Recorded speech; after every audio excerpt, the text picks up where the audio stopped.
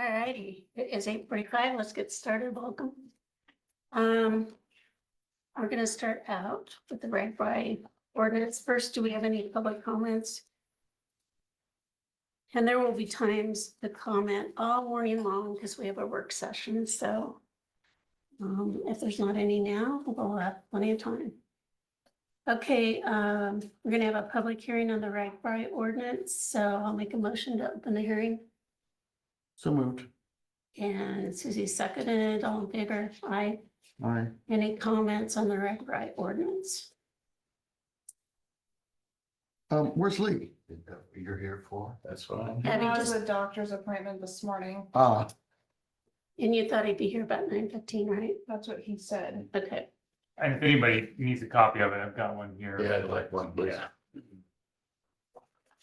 you got extras, I'd take one too, Chauncey. I just brought the one. Abby. All right, that's fine. I'll listen. I can get it later. I think this might, Anybody else?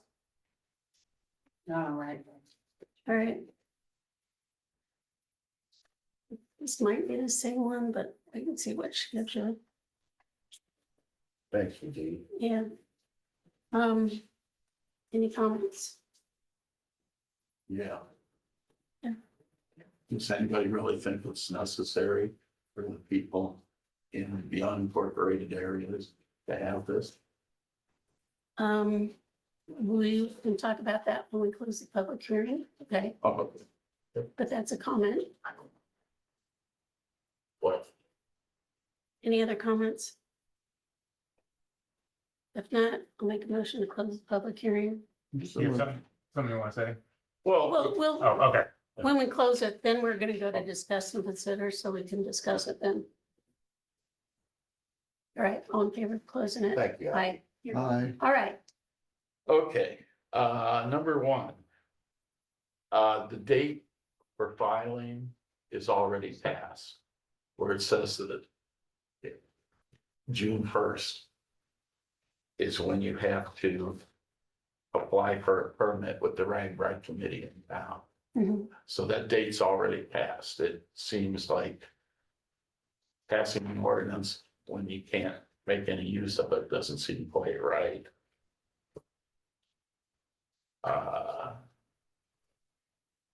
The other thing is that it gives the supervisors the right to, if I could find the place, allow other places to be open in the country. And if I could find it, all permits district inventory, all of them. number 5. Yeah. It says that you can approve the permits, but you have to go through a city committee. It would seem that the county could set up their own committee to approve who can work in the country or not. I have a question. How many people from the rural areas outside of the Fairfield city limits are on this committee? How many people, say that again? How many people that live in the rural areas are on this committee? Or is it just the town folks? You know what, I couldn't tell you, we have so many people on the committees and I don't even know all of them because, I just wondered, because I always think both should be included. sure, we'll take you. I have enough to do. But thank you. And the other part is that a pre-existing business Right, is my concern. That you're gonna close down me even though I'm pre-existing. didn't we talk about that last time? We have never gotten into that. They want to control my business, even though I'm there set up. Now, am I grandfathered in to operate or not? I I'm not mean, this is where my familiar with this, so- EIN is, my LLC is located at my house. The state health people have inspected there. It's my Right. base of operation. It's everything. So if I thought, I'm in there and I don't have to worry about it, then, okay, it's great. Not let everybody else, but I think that landowners, my neighbor who wants to have his grandkids out there, and sell lemonade on his property, I don't see where that's a health and safety issue. I think that's the purpose of the application, because I don't know if everybody here knows where you're located, what your business is. And so I don't think the supervisors can say whether or not you're grandfathered in. Or not, right? So the application process would include, address, type of business, all of these things. But I mean, I am already licensed by the state to operate. It's an LLC that gives me the right to operate any and all businesses, and that's the headquarters of it. So why should I have to apply for another permit from an organization that has nothing to do with me? So I'm not clear what, I What live you're 1825 Pleasant Plain Road. I live out towards Cambridge. and you have a restaurant out there? Yes, I have, that's the headquarters of our food trailer. Food, so it's a. I mean, it's a food trailer, but we're also setting up as a permanent operation out there. And we're all licensed, we're insured, everything. I think that these are issues for the RAGBRAI committee to figure out, right? I mean, I don't think the supervisors are regulating either state licensed food Well, trucks. they're going to regulate it for that day and tell me that I can't operate. Generally, what this ordinance does is it basically sets up some regulative procedures and gives authority to the RAGBRAI committee to regulate these types of businesses. So with regards to the June 1st issue, I think that the rules were clear from the RAGBRAI committee when their permits were due. However, the members of the community, like everybody else, I think that it probably, if this ordinance gets passed, might be worth making a pitch to them saying, hey, I was unaware I had to apply for this until June 7th. So they might strongly consider that if you get it in. And I understood that, but we chose not to operate in Fairfield with their group of food trucks. We chose to use our base of operation and where we're at to supply the service. And I think that I should be allowed to do that when clearly I'm legal and a pre-existing business in that area. I shouldn't get shut down for that day, should I? We are basically creating an event. We're bringing all these people into this area for an event. And so this is an opportunity to be part of that event and how we're setting that up. And to make sure that we're compliant with all the state laws as well. So it's not a thing to shut people down. It's a thing to invite you to participate. But in order to have that participation, we need to be sure that certain things everybody's following the same rules. And the state has checked all of mine. I've been certified, I've been this and that. We probably carry more insurance than 99% of those food trucks. We have all the safe serve certificates. I doubt seriously that a lot of those people have those certificates, because I know many businesses don't in town that even operating regular restaurants don't go through that. I mean, it seems to me if that's his business. Now, are you gonna shut down every business that's along that route all the way through the state or through the county? Because an event is passing by, I guess is what I'm trying to say. We kind of intend to be open.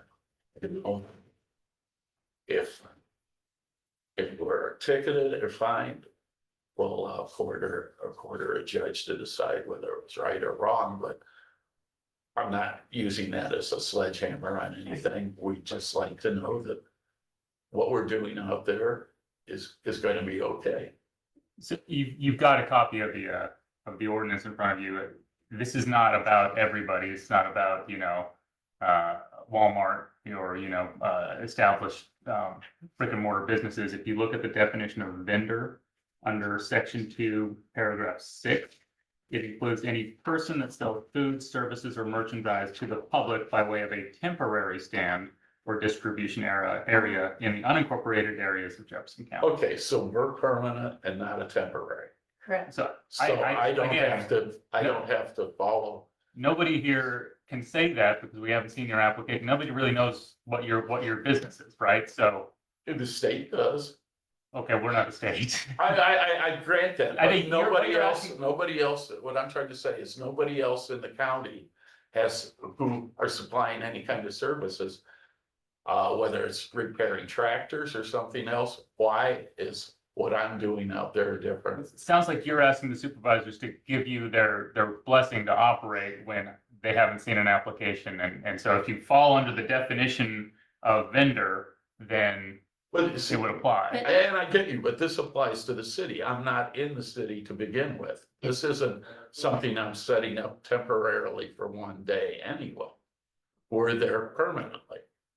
Right, it sounds to me like you don't meet the recommendation, the That I definition for didn't a need to pay the vendor, $300 permit because for a one-day he's a operation. business. I mean, it sounds like you're asking for their approval, and I don't know that anybody has enough information that you said you have a food truck? We have a trailer, yes. Yeah, well, I think a food truck would fall under that definition, but if it's a permanent fixed structure like a restaurant, then it wouldn't. So depends on what the business is that you're talking about. Okay. So, I okay, mean, what I'm trying to say is that's our home base. That has to be returned. If we took the truck off of there. But there's nothing in the county ordinances or anything that say we cannot operate there every day as a permanent location. Right. Are you operating now there? Yes, would Yeah. you like a ham and cheese sandwich for lunch? It's cold, but it's there.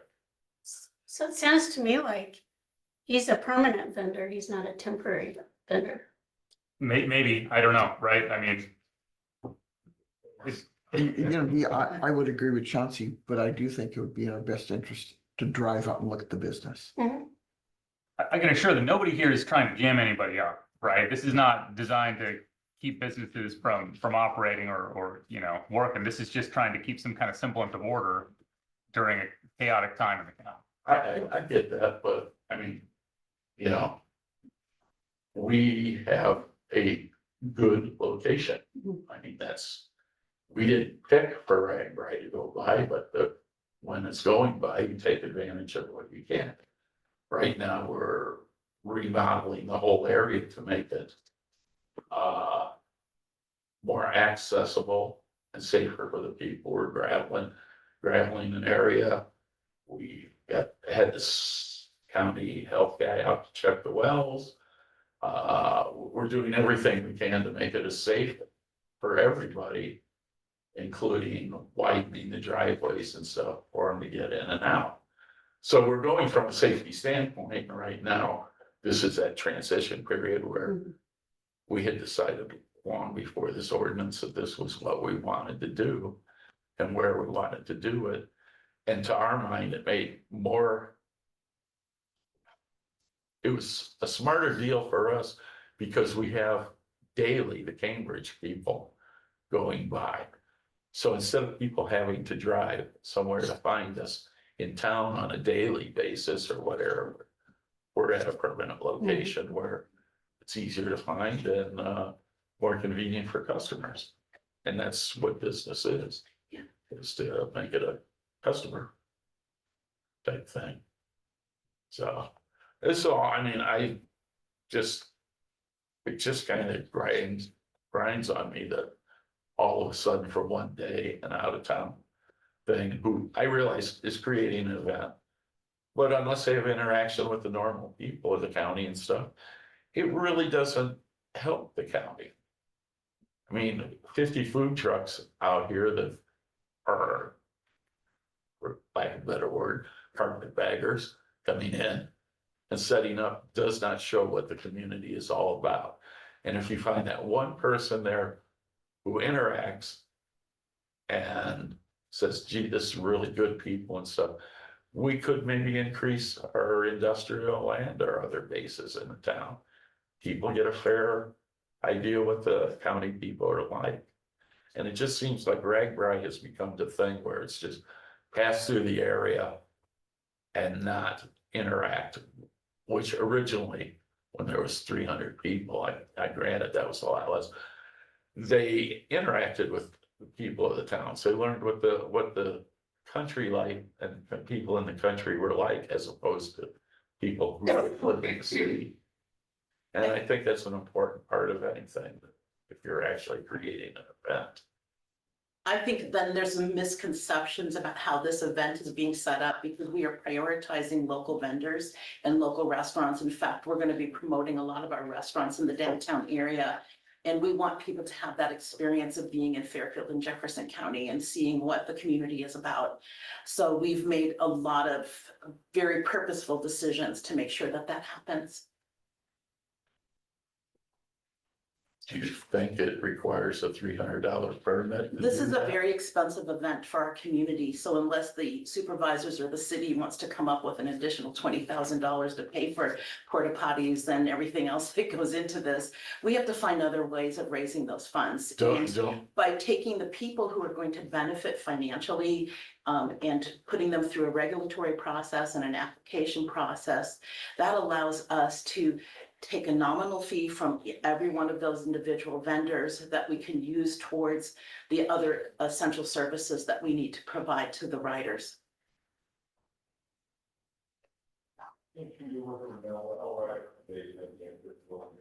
And we feel that the people who are going to be benefiting from them coming through, that's a really great sort of contribution that they can make us to support us in what we're trying to accomplish. Right. Um, do the writers pay to go on this trip? They do, they pay the main organization and then they pay for all anything they want along the way. So they pay for their own food and their lodging and everything else. So the 20,000 writers that you're talking about who bought tickets for this ride at $230 a piece are paying $4.5 million, where if I remember right, the Des Moines Register or Ventures Incorporated, which is owned by Garnett, is returning 400,000 of that to the communities along the way, right? So different communities, right? The communities that host receive a certain sort of seed funding to get the events going. So today, Garnett Corporation is, I'm gonna tell you, this is not about Garnett's finances. This is about Yeah. whether the county should institute. well, I understand that, but I mean, it's not like there is not money going to finance this event, Right. this venture. it seems So- to me, back to your original question, this section 2, number 6. If you're a permanent vendor, then you're not a temporary vendor. Right, McDonald's is not having, they're a restaurant, they don't have to Brick and get mortar. special Right. permission, right? But the people that operate a mobile, drink store, right? Those guys are considered vendors, right? So are the people that come in to sell bracelets, things like that. So that's, So in that essence, I'm a restaurant and I'm out there Yeah. anyway, so. That's what it sounds like. I don't know that the board We'll have to can look. bless that one way or the other, right? But I understand that, but I mean, it's just an entirely strange process to me. that it's all pretty of a simple. sudden- It's just an application and a fee. Which, what I'm saying is that I don't think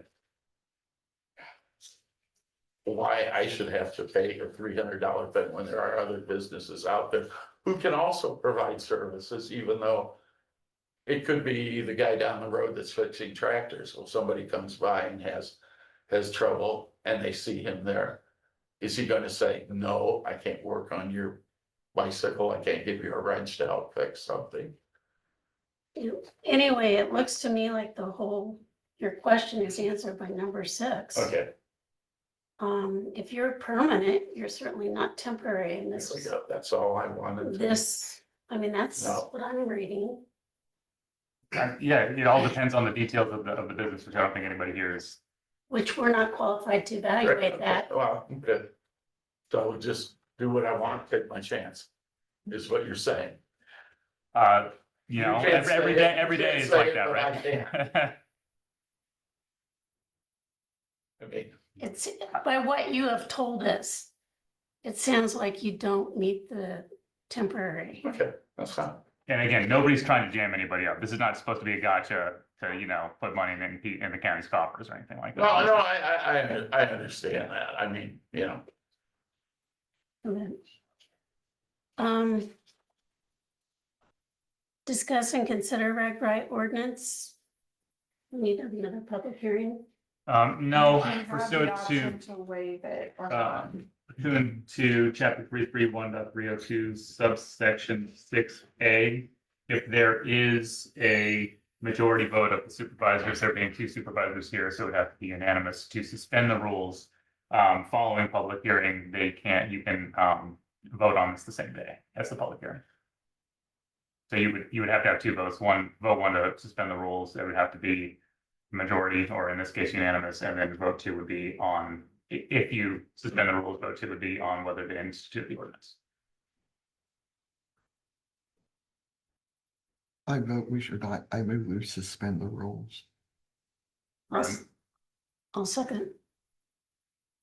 Any discussion? All in favor? Yes. Aye. Okay. Do you have any further motions? No, not right now. You, your turn.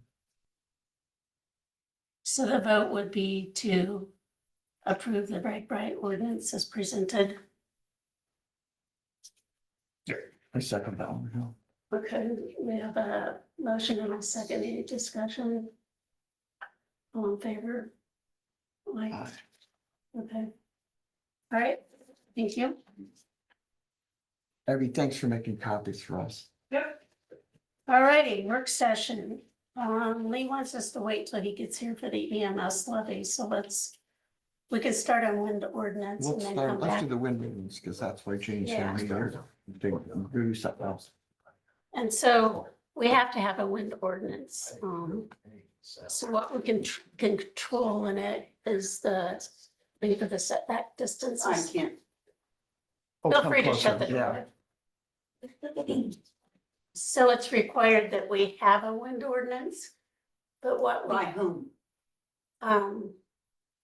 county ordinances, what we can When control did that become necessary? is to, for example, I know Elizabeth did some work. If we ever wanted to have a moratorium, Elizabeth's the assistant county attorney. She told us we'd have to have the ordinance before we could put a moratorium on it. And I'm sorry, what do you mean by moratorium? I don't, explain that. Moratorium is a legal term basically stating no work on this area for a specified period of time. Something that would allow us more time to look at, make sure we get it right.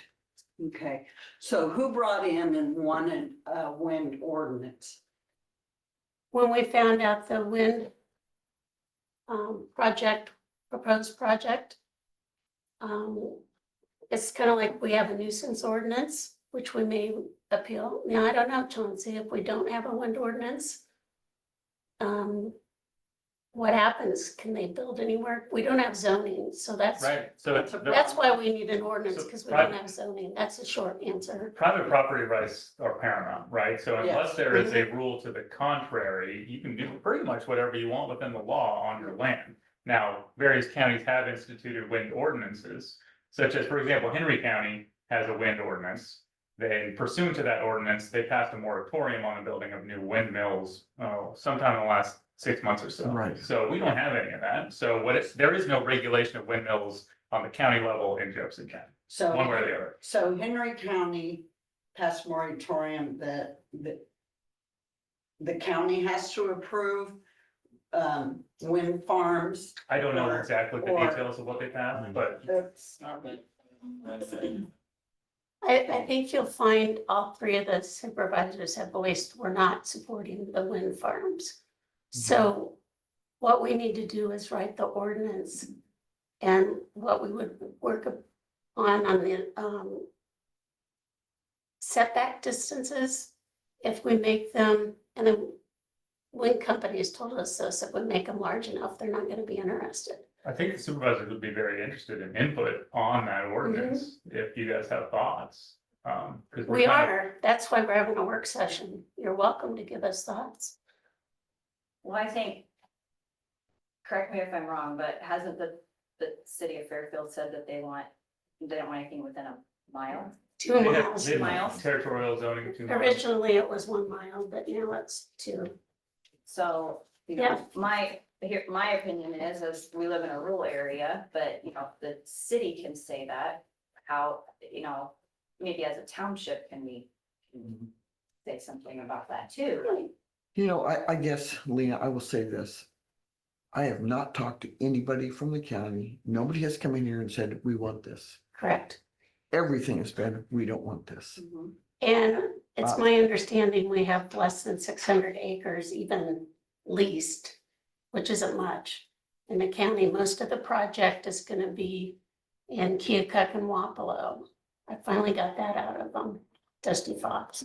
Okay, can you tell, is there a map available to be able to see where they're thinking, what ground is? Because, you know, Pekin School Right.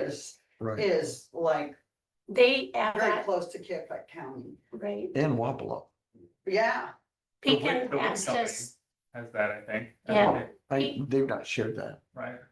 yeah, You can contact any of the people that are doing the business, 'cause I think they have their own internal documents. They haven't given us do anything. you have emails, websites, phone numbers, anything that can be given to the public so they can contact these people, or is that? yeah. I would think end we up could- With, if I've we- got an email from end up Jared. with sitting on the telephone for an hour or two before you get to talk to somebody. Yeah. And then you won't do any good when you do talk to them. They won't listen. You know, when I've, you go, Joe.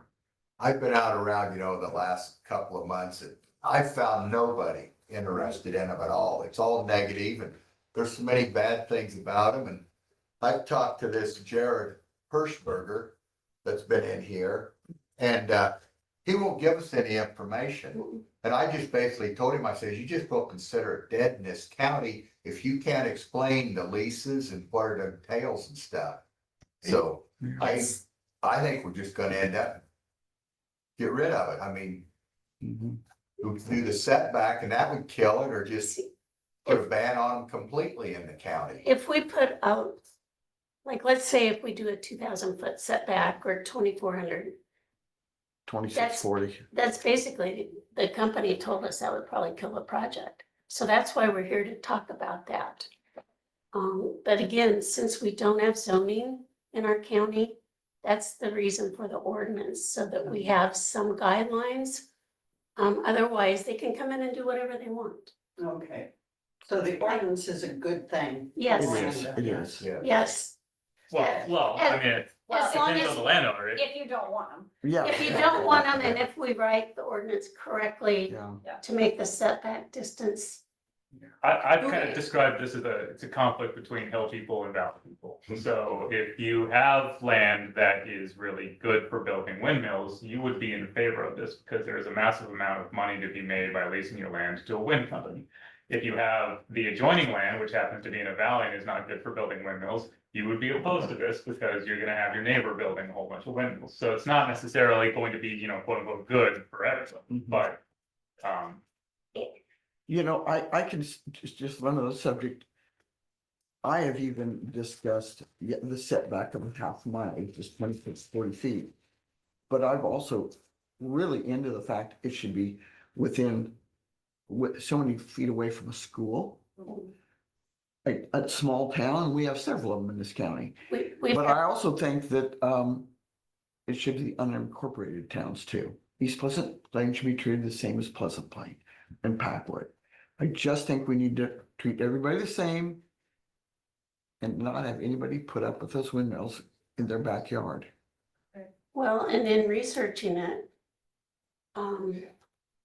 I found they kill a lot of birds, that's a concern. They And also can- change weather patterns. Exactly. That's exactly Brent why. sent me that article. Ottumwa is wanting, or not Ottumwa, California is wanting to get rid of windmills because of weather and what are those black, they change weather patterns too. You know, create And it more can rain. also, Yeah. it can also interfere. I'm getting an email for you. You know, Jane, I got an email from a gentleman up by Sioux City, Woodbury County. He goes and picks up the dead birds daily that are along the turbine. I mean, 100 dead birds daily. That's a lot.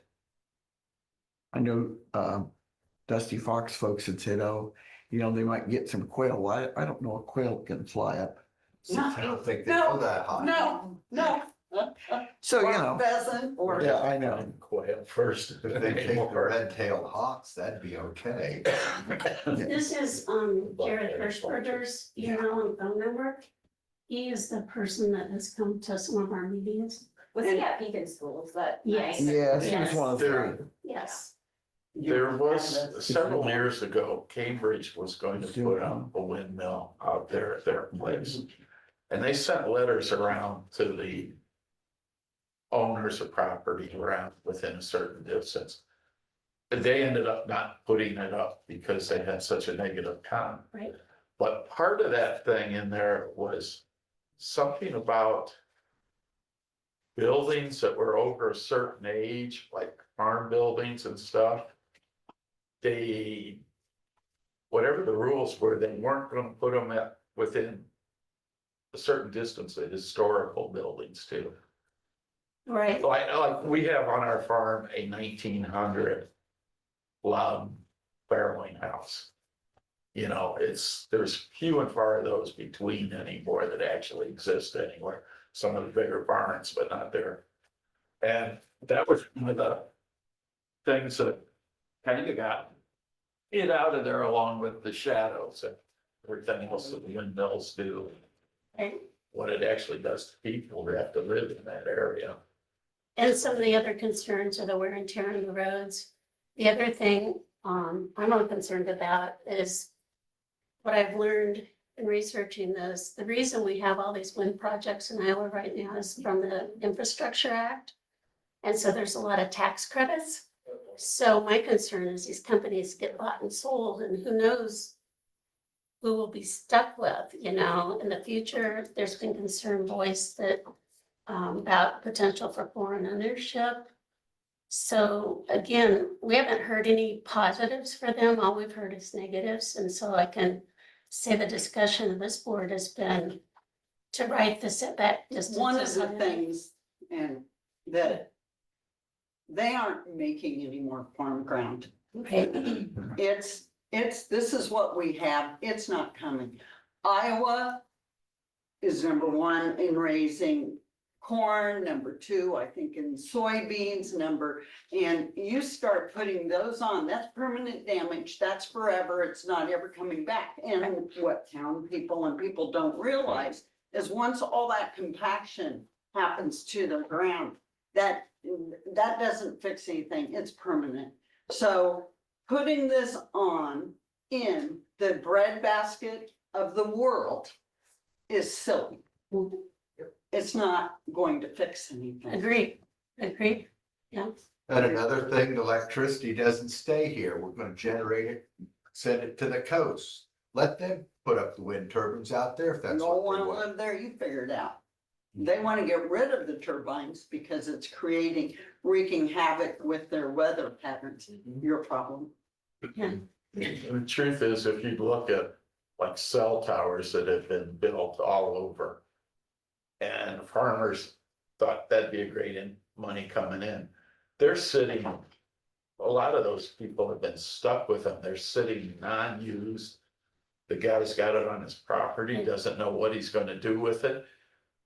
As soon as it became either old enough or not tall enough, these companies just Right. abandoned them to them. And we're Because I concerned. could have bought a lot of ground down around Bloomfield, and stuff that had cell towers on. But you're paying taxes on a thing that you have no use for and nobody's really looking for it. So you're stuck with trying to get rid of it, tear it down. And anybody that's ever torn down around a house that's been there, knows that that farm ground never comes back to good production. It may be clear, you may not see any vestige of the house or the barns, but the It's from yields and everything are compaction. It's from way down. compaction. Right, Well, compaction can be changed, but it just does not. right. Got changed permanently. So, You know, I really appreciate you guys coming here, Yeah. telling us this, because we're hearing good input. What is the timeline for this ordinance? we just need to keep working on it because if we don't have it, they can do what they want. Right. So we'd like to, that's why we wanted to have a work session. So hopefully we can get it far enough along so we can go through the public, you know, it's like any ordinance. There would be a public hearing process.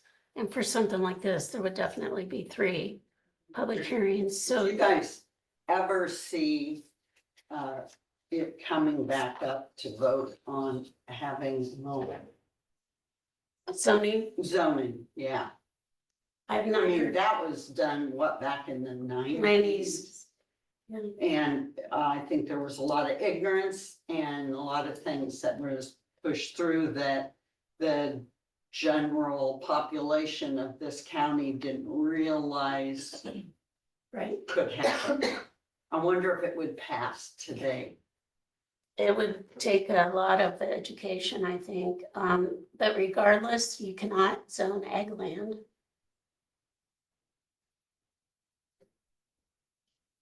Yeah, I'm not gonna say anything more.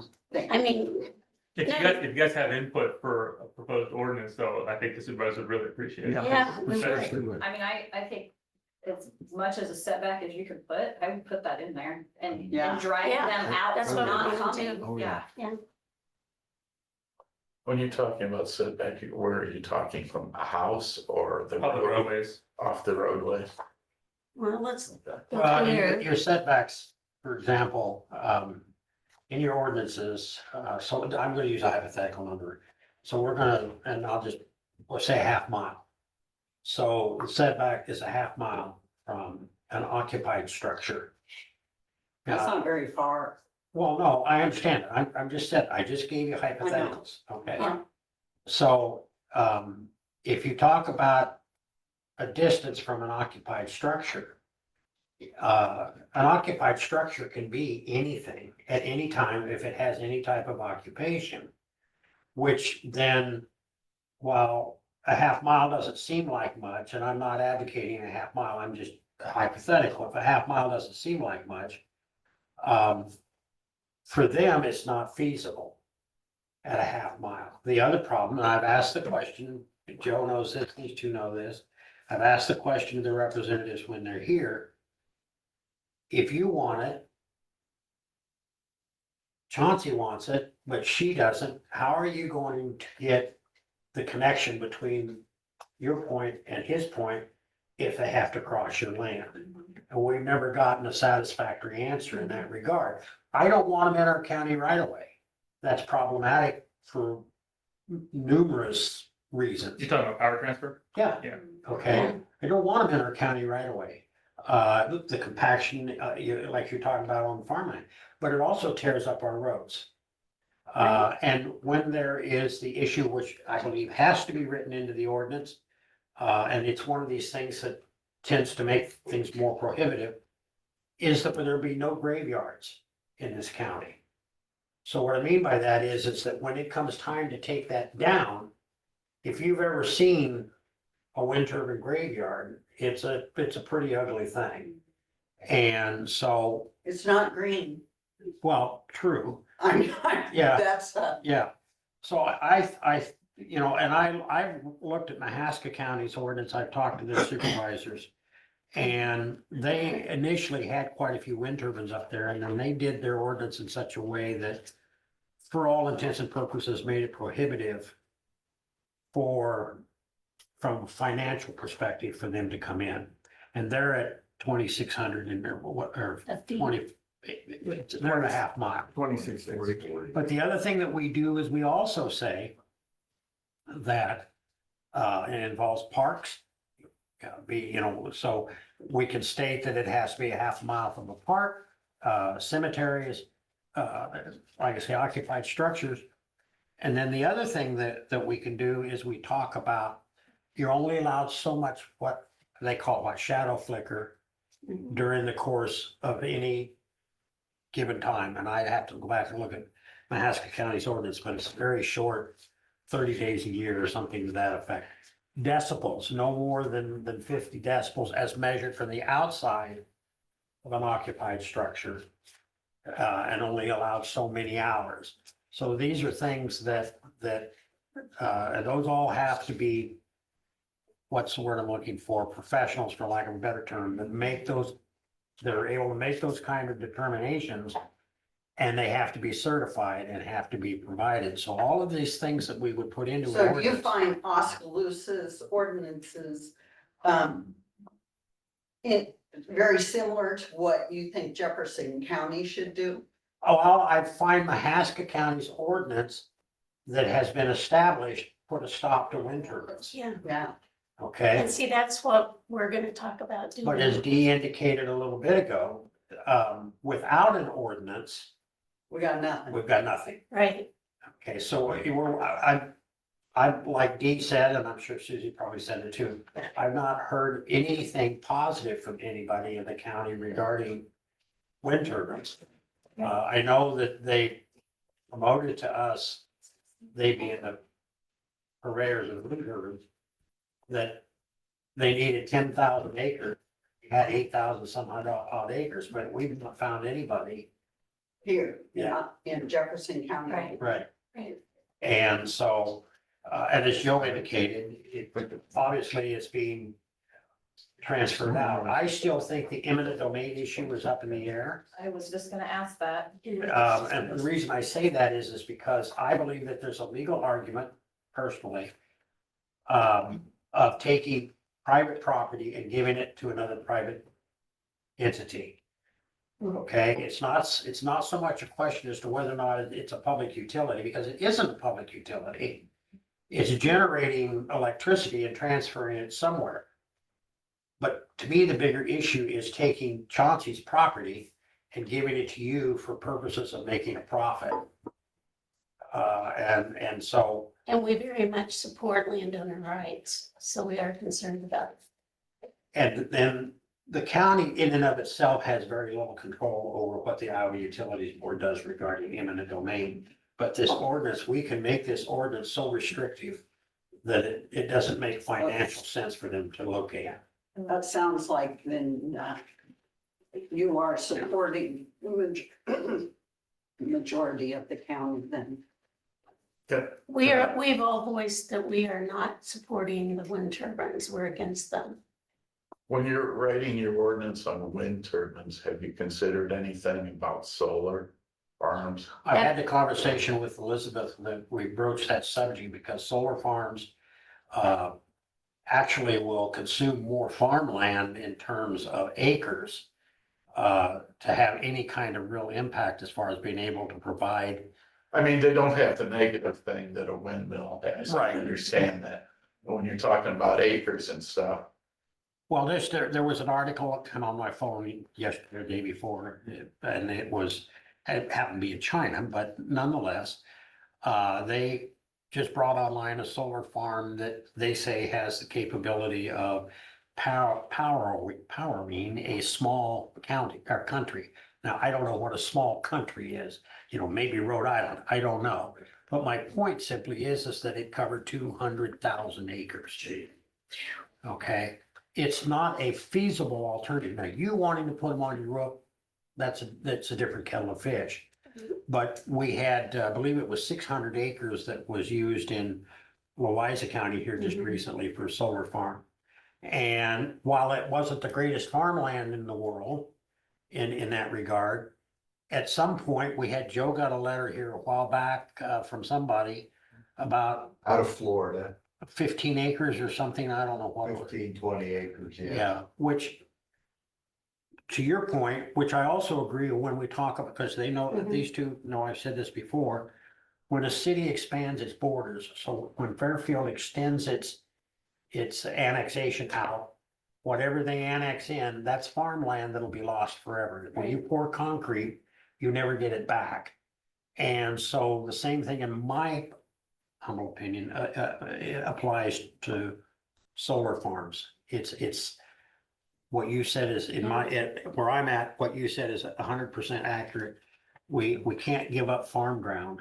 We have to look at it from a different, through a different prism. And we talked originally about getting the wind ordinance done and then starting one on solar, because it's only a matter of time somebody's gonna wanna do that, so we might as well be prepared for that. Absolutely. And we can The also. research that I did on solar farms was they create a tree of 200 acres or more. They create a tremendous updraft, which then creates change in weather pattern and possibly more tornadoes, more, you know, when you start really delving into things and start reading, it's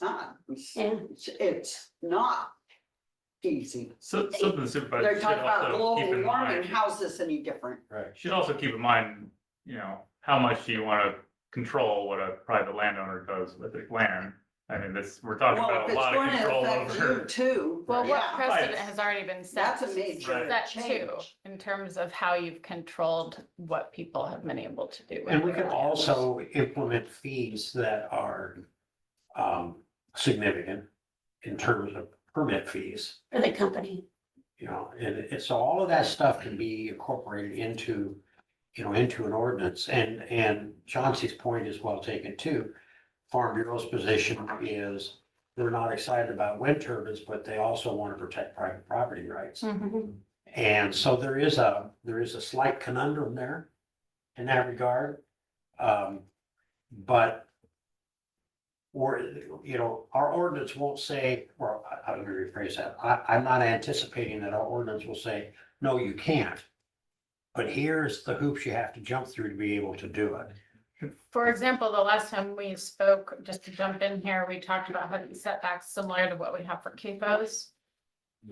Just to kind of make an analogy there between property owners can do with their. And, before you got here, could you clarify, because I know you've done some recent work on this, the zoning, because the question was, why do we need an ordinance? And the answer was because we don't have zoning, but I know you've done some.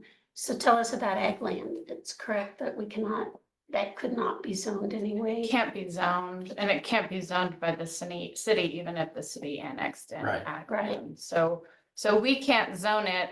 The issue here, and I think previously we had spoken about a moratorium. Right now, you can't tell a property owner you can't do something, right, with their land, except in this situation, you could enact the ordinance, you could pass the ordinance and then put a moratorium on those permits and that application process. Which is what Henry County. Which is what Henry County has done, but also to your point, Lee, in terms of drafting an ordinance that essentially makes it impossible for wind farms to propagate in Jefferson County. We originally discussed, we had two sample ordinances that we were looking at, Mahaska County, Boone County. Boone County, which is the one that you all had thought maybe we could work with, has very few restrictions. Mahaska County, it's like a half a mile setbacks. I mean, makes it virtually impossible for wind turbines to exist in the county. So that is something to maybe we want to revisit Yes. the Mahaska County ordinance and look at that and maybe make some of those adoptions. But I think part of the reason that is prevalent in my mind is because Mahaska County had actually at one point in time, no restrictions. And so they have a bevy of wind turbines up there. And they have experience with those wind turbines. And so they've come back in part because the population has come in, the residents have come in and said, hey, wait a minute, let's rethink our position on this. And they've developed this ordinance to kind of. Right. So I think there is some value, in looking in that direction. But I will tell you, and I've told these, everybody in this room knows this.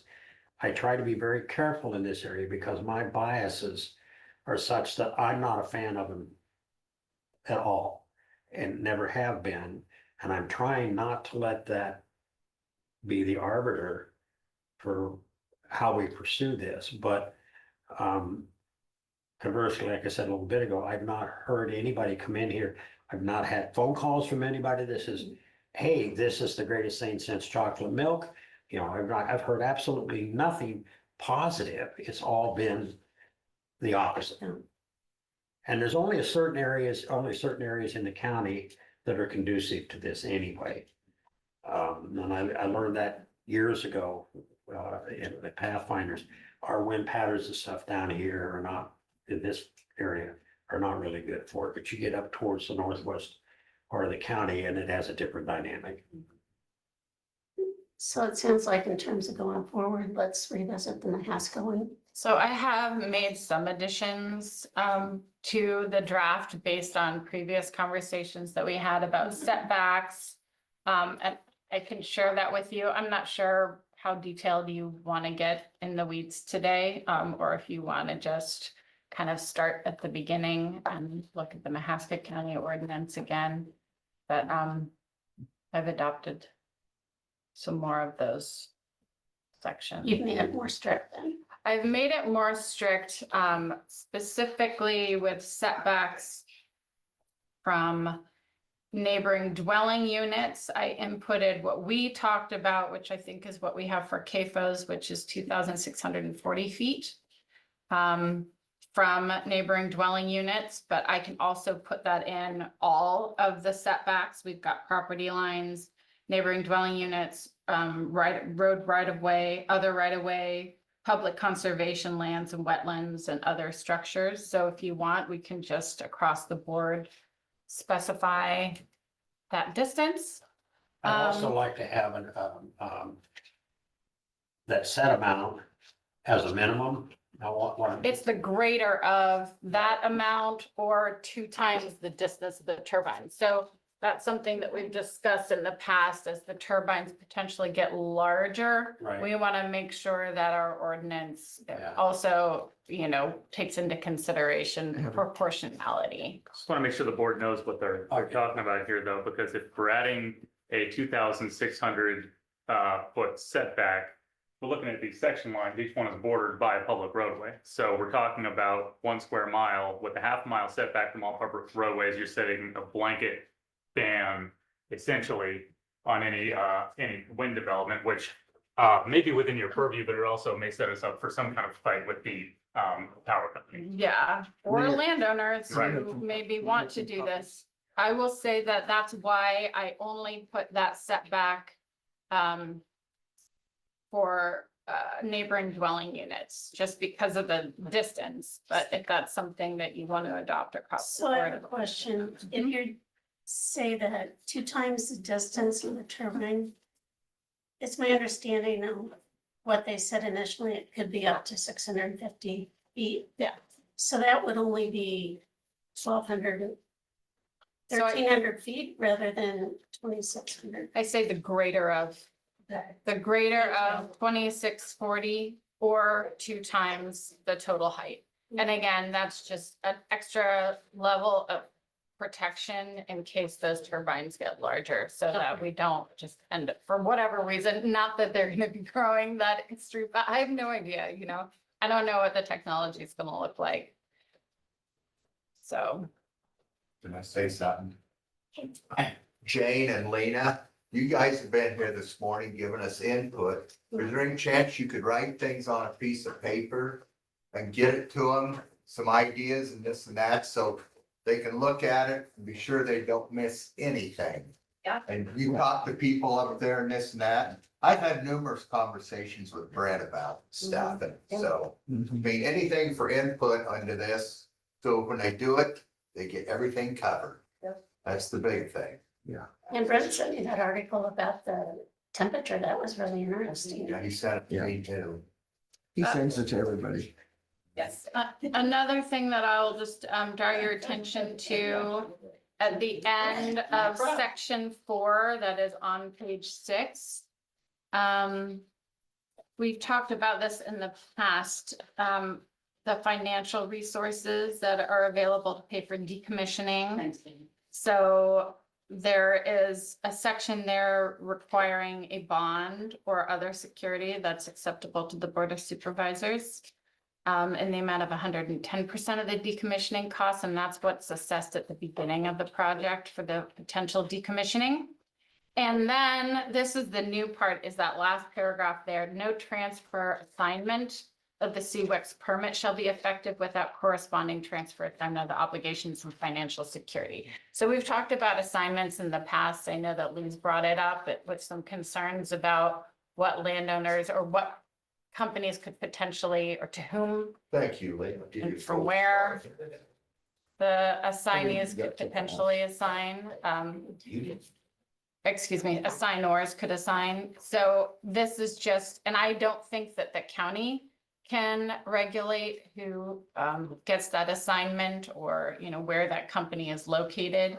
But the county could maybe just ensure that whatever financial obligations are assessed at the beginning of the project remain in place if there's any kind of assignment.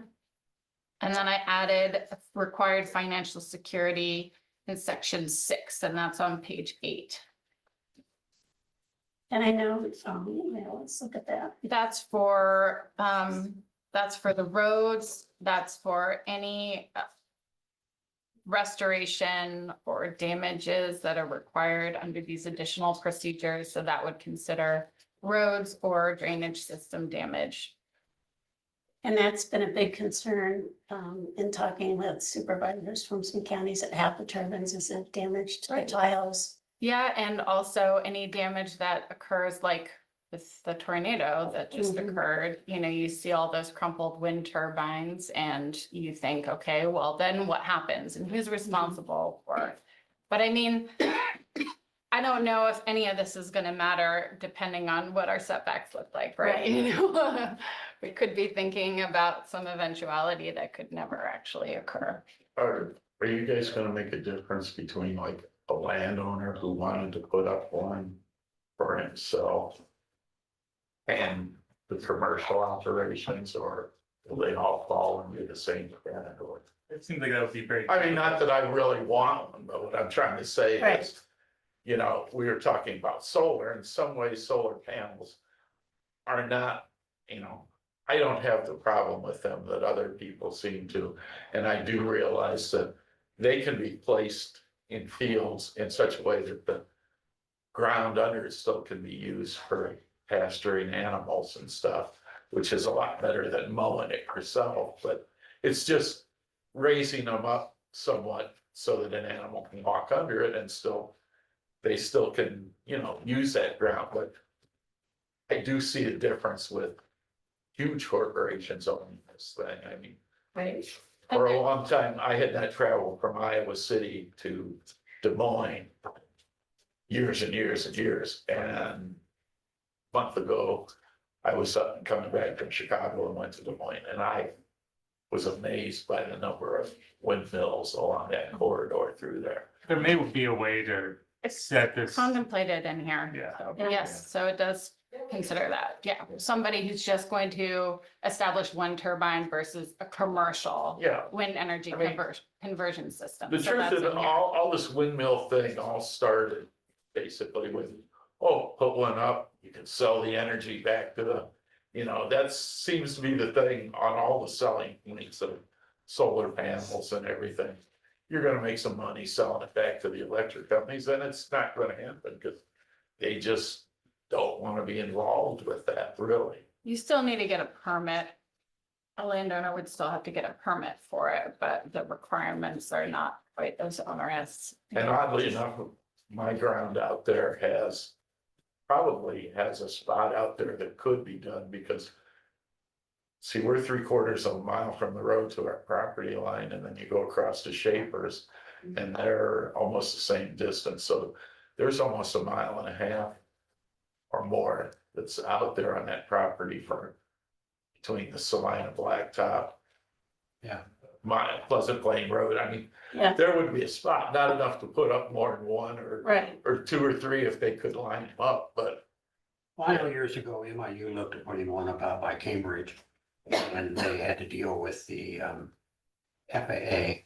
And I think the minimum requirement was, he'll quote me on this, but I think it was 210 feet, and It couldn't be higher than 210 feet, so they were coming in at 208.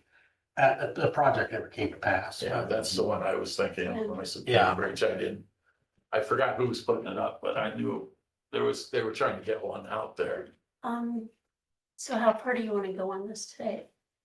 Well, I guess. Did we establish in here a cost for example, for permits? Have you got? We need to do that. We've talked about, what, 1,000, I think? But we Yeah, haven't- right now we have a $1,000 flat fee and then plus a cost per proposed turbine, and that we have to be set by this Board of Supervisors. So you can increase it via resolution instead of just changing the ordinance. I thought that might be Okay, best. yeah. We can change that application cost. I will just say, going back to the setbacks conversation, those setbacks right now in our ordinance can be waived if all of the adjacent property owners agree. So that's just something to also consider, and I don't know if that's That's a legal thing. Or that's. I mean, it's a legal thing as in it's like in this draft, but we don't have to have that, I guess, but I think that maybe it's Protection. important to protect the landowner rights, right? So that's just another nod to them, Okay, but, So is it $1,000 per person or per wind? her application is $1,000, and then the Board of Supervisors via resolution is gonna set a per turbine amount in addition to that $1,000 application cost. And So the reason that's why it's going just to be set, One turbine. no, that's one application. One application. And then if the I can application be considers, Get to. you know, I'll be 20 available a little turbines, after 11. then there will be also a per turbine cost, but that cost isn't set in the ordinance because I wanted the supervisors to be able to change that cost if they want via resolution, which is easier to do than to. You put some meat in. If, yes, if like, whatever you feel like is appropriate. is the $1,000 fee per application enough? That's, It seems to And where does me, that go to? Will that go back to the? It's in the County? general fund, yeah. because it seems to me, once these things get set, they'll be there a while. And if you're talking an application, so that project that's proposed would be one application. yes. So that $1,000 doesn't seem like. Well, very it's one much. what's one application per project, but then if that project is 50 turbines, then there's also gonna be the additional per turbine cost, and you can set that for Okay. whatever you want. And But then if it's just gonna be one landowner who's gonna be putting a single turbine on their land, then, you know, it will be less. So then if they put 50 turbines out there, does the county are they able to tax each? Yes. So right now, the tax ordinance that has already been passed by the Board of Supervisors is a special tax assessment. It's not taxed per turbine, it's taxed based on the value of the land. And there are two different taxing mechanisms. This one takes into consideration the quality of the land. If it's farmland, it's going to be taxed at a higher rate. The other tax possibility, I guess, would be based on the number of kilowatt hours, but that doesn't take into consideration the land value. So that's why that ordinance was adopted. Question, will it be taxed at commercial or ag land? Has that been decided? I think the state decides that, don't they? in their- Yeah, whatever and I can take a look back at the ordinance, but I believe it's based on however that land is currently valued. So whether that takes into consideration ag land, and I assume that it does, because I think that was the purpose of that state code So- as well. Okay, I thank got you. that. If it's being used commercially on farm ground, it does, that. Yeah, It's not the same. A wind turbine is not farm ground. Are you talking about, yeah, right, but the tax to the county is going to be The however. person that it's owns currently- it is going to pay the tax on that wind turbine? They're gonna or pay the tax. farmer. Well, I guess that could The be, companies usually pay, don't they? I would imagine, That's what but they that call has to do with the contract that's between the landowner and whatever company is going to be going on there and installing those. And the Board of Supervisors is not gonna be dictating what that contract looks like, if that makes sense. And I have asked the company to give me a blank contract. I'm not interested in how much the landowner gets. I just want to see the fine print in the contract. They won't give me one. I wonder if you could get one from Someone- someone who has Land- signed the Yeah, someone contract. that has it. Yeah, Yeah, I have, somebody who told me they would. Think from- Probably. I think they Pretty easy. are not allowed to share that.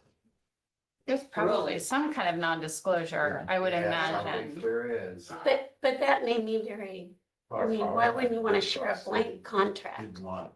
If you're getting paid more than your neighbors, for example, I don't know, that's just what I would assume. Right, but I didn't want to know how much they're getting. I just wanted to Right, see what yeah. the contract says, and they wouldn't give me one. No, we won't. Well, let me ask you a question to that, if you got a power line going, because you brought up something I hadn't ever thought about.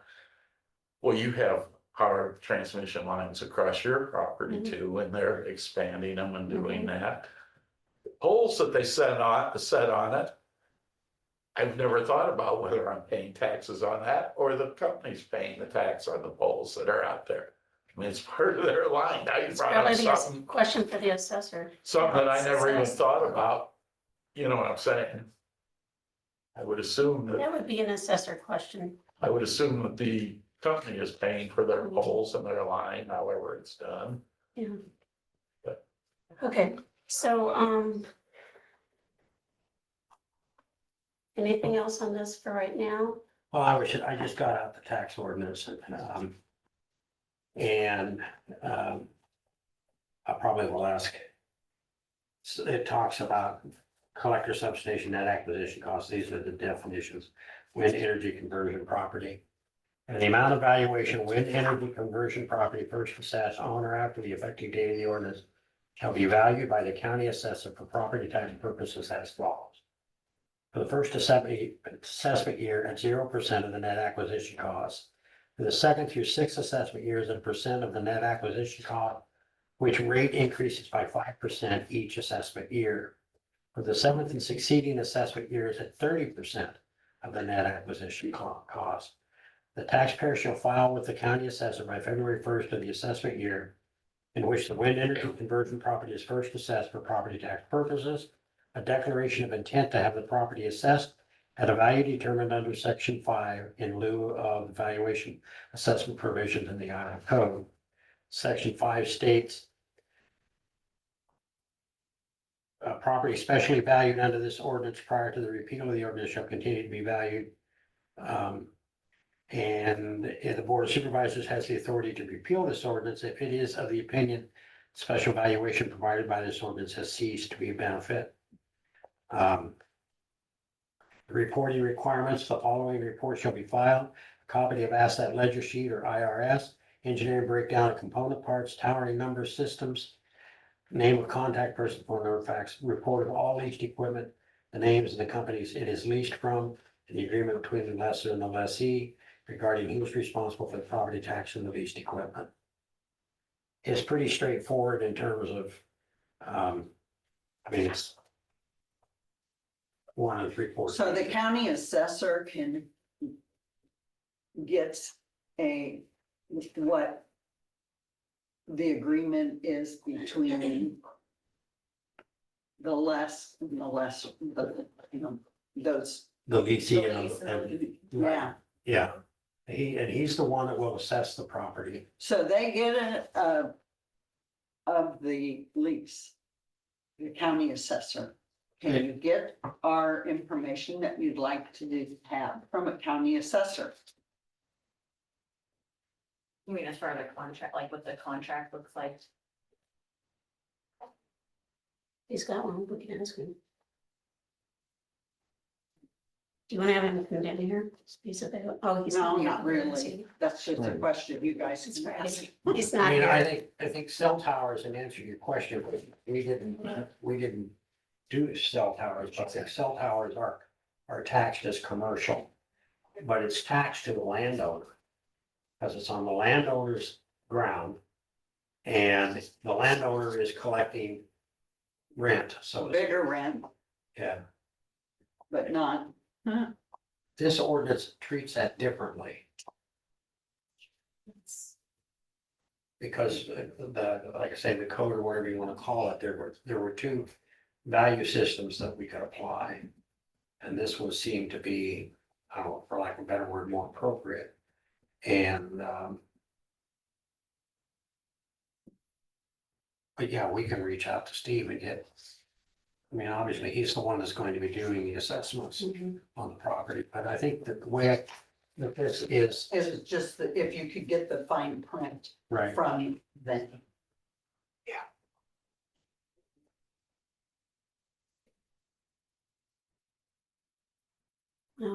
Okay.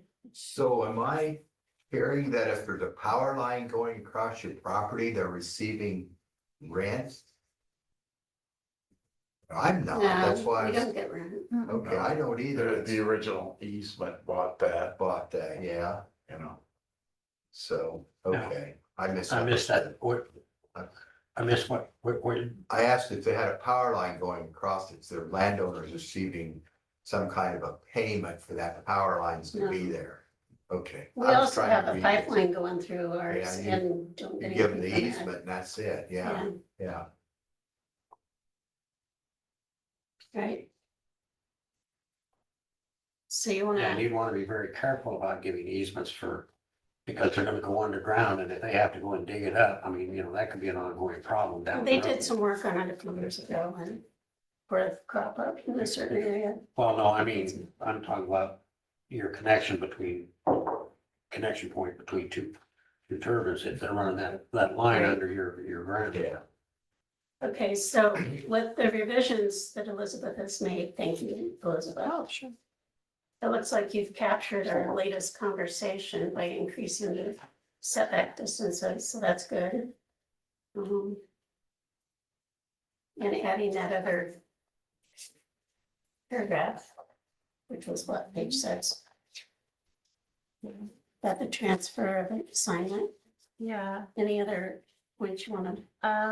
Let's see, what else? There was a question about a sound study and at our last meeting, that is required. Under section 3 requirements, approval, general requirements, I believe it is 12, acoustical analysis. We can change that to read sound study, or if we have. I like that, Specific. it's clearer. Yeah, and if we have a specific method by which we'd like a sound study completed, so for example, with, I think it is with the shadow, signal interface, no, excuse me, hold on, I think it's with the shadow flicker.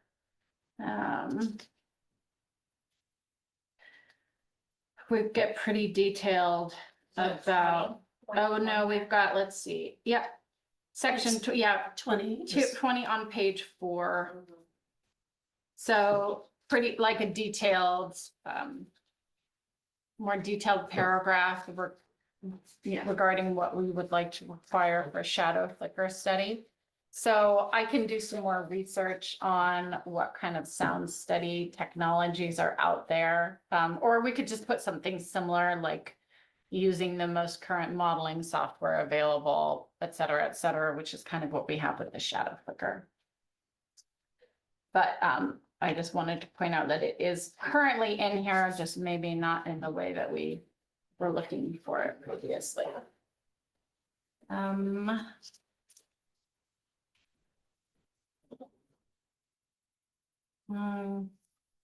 There was additionally some discussion, but we didn't land on anything. This is on page 4. Section D, subsection 1 regarding the clearance of rotor blades. Right now, we've got a minimum of 12 feet of clearance. I know there was just some discussion about whether or not that was tall enough. And I think it's problematic personally, and I know Mahaska County's ordinance, I'd have to go back and look, but I think it's 30 feet from,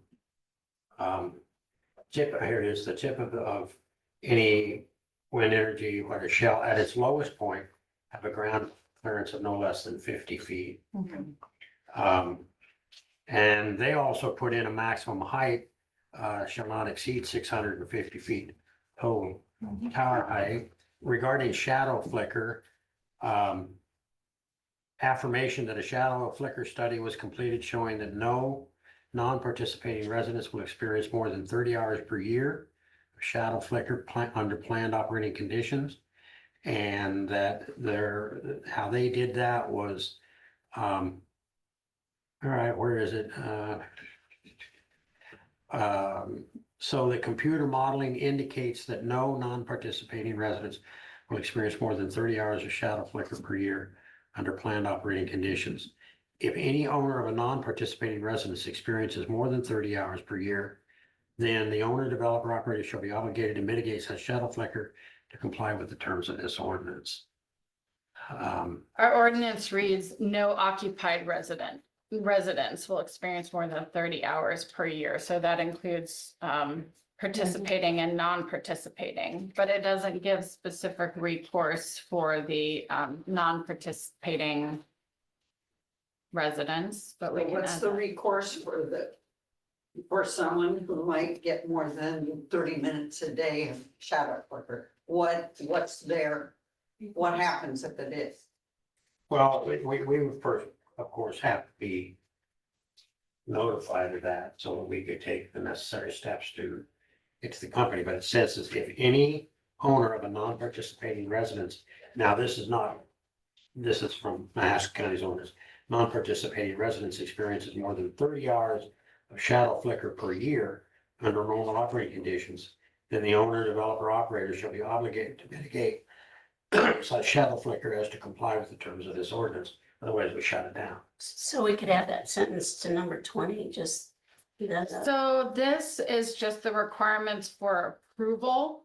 If we want to have maybe like, I would add that maybe under additional procedures, like for residents, do we want to allow that recourse for all residents who experience more than 30 hours per year of shadow? Somewhere it says 30 minutes a day, which would be easier to keep Yeah. track of than 30 hours. It a says year. 30 hours a year or 30 minutes a day, which I would just use that same language Right there. that's in there previously. Okay, but you can keep track of 30 minutes a day versus 30 hours, not much. And in regards to the decibels, there were exceptions, but for example, it could maybe exceeded during short-term events out of the owner's, developer, or operator's control, such as utility outages and or severe wind or weather conditions. But affirmation that a sound study was completed showing expected maximum decibel levels reduced by the WEDs as measured at non-participating residents should not / shall not exceed 50 decibels during normal operating conditions. And that generally, I think, should be determined from the outside wall of the structure. So under special safety and design standards, we have on page 50, number 10, noise, no commercial utility WEC shall exceed 50 decibels at the nearest structure. So we can establish like to be determined at the outside wall of the structure, however you'd like that to read. Getting all these things down is great, but I guess my question earlier was, if it does proceed, what you say a person has to come and talk to you. But if it turns into, it could be cost prohibitive to fight a company if they're over their limit and they just ignore you for how long? That's a good point. So, Yeah. you know, that's where I'm going. It's not costing. Yeah. What recourse would the resident / county have if something was out of compliance? And how long do they get to fix it and, Yeah. and how many times and who pays for any legal battles? Well, and this is the concern, and we talked with Elizabeth about this. This is the concern I have with, selling the structures, assignments, transfers, is because a company can come in. So she originally owns it, she transfers it to Susie, and then Susie said, well, I didn't agree to any of this. You know, and, Eminent domain, what is that? the issue is then that, well, what I mean is that in terms of a commercial entity purchasing all of the wind turbines and assuming the responsibility, and now we have it in the ordinance, but you're right, it's extremely difficult to enforce it from a financial perspective. And so, you know, the question is whether or not, I don't know that we can do this, but, we have a section in there, I need to go back and look at it, to see what it said about Is that. there a way we can find the company if they're out of compliance on something? Well, but if they're not gonna, I guess where I'm at That is, more, my, where's more my money? thinking is, if they're not willing to comply with this after it transfers, I'm not sure they're gonna give a flying rat's ass about the fine either. If they're Yeah, willing to true. spend lots of money, and How much does it cost to put up one of these? I don't have a clue. More See, money- that's, I mean, that's what you kind of look at it. Right, Their investment, because the amount of concrete that goes into the base alone is Oh, yeah. huge. yeah, And when those guys spend that money, they can say, yeah, okay, we'll pay the fine after we get done with the court, and how much can Jefferson County's legal fees be just to try and collect something when these guys go, look, we got years. Yeah. You know, to drag this stuff out. and you're right, they absolutely do, and that's something that, you know, we're well aware of in terms of, they've got deeper pockets than we do. Truthfully, I don't know how I'd go out and shut one down if I wanted to. Yeah, You know what I mean? Tornado. Well, we don't have tornadoes here. What if you put up a lot of that stuff?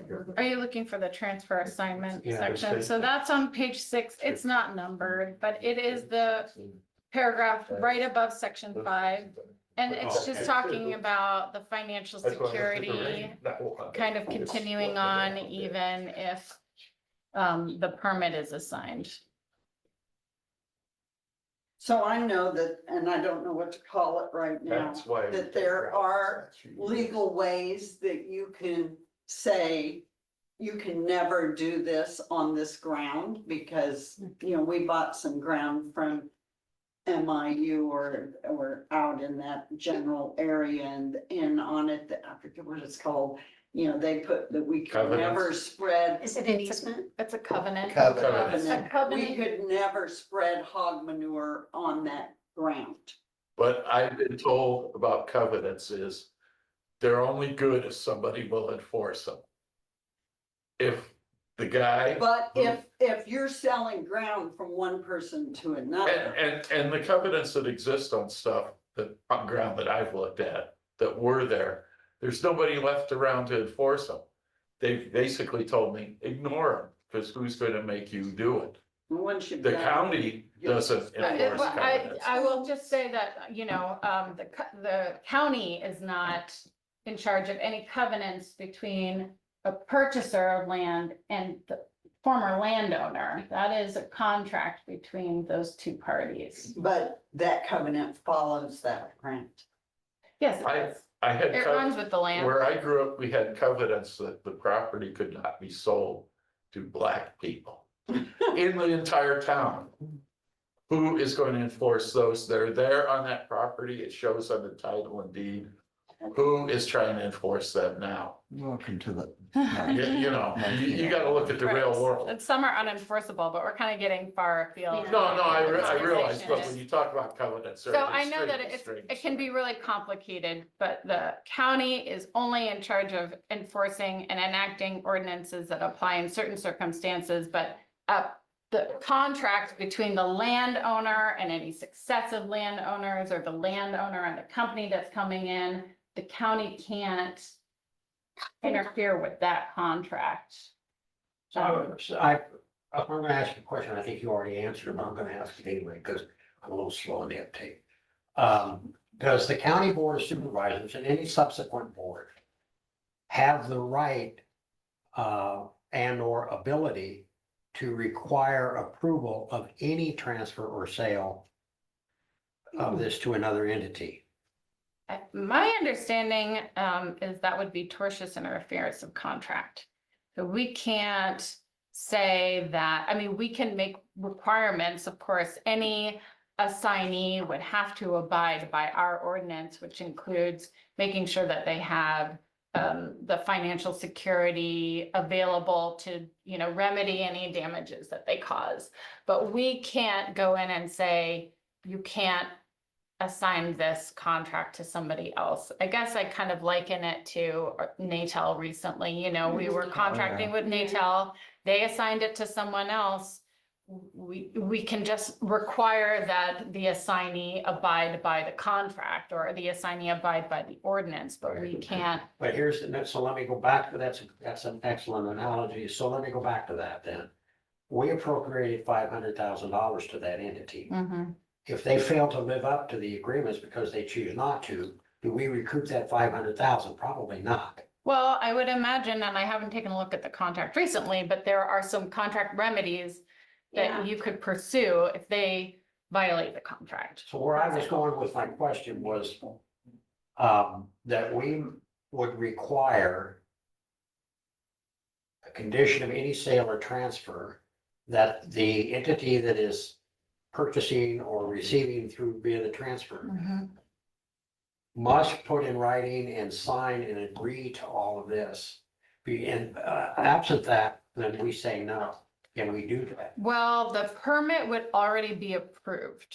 I mean, under this scenario, what happens is there's one company A comes in and they fill out the application, they execute a contract with the landowner for leasing that land. Their permit is approved and they pay all the permit fees.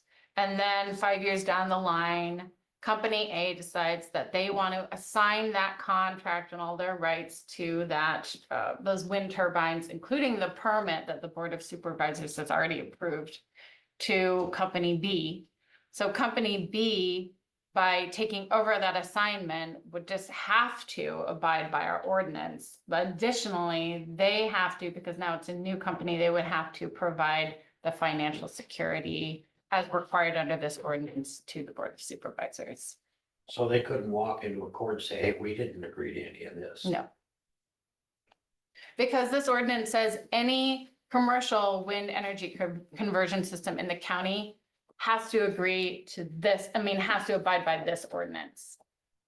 So it doesn't matter who owns it. Do we want to put something, does this county want to have the wind turbines owned by foreign entities? We have had a lot of feedback that we do not, but I don't know, can we legally say something? No, and that kind of just goes to that exact analogy. What we can do is we can make sure that any entity that is then assigned that permit abides by our ordinance. But the Board of Supervisors, pursuant to my understanding of the law, they cannot say this company is not allowed to take over the contract or the permit, because that would be interference with the contract between that company A and company B.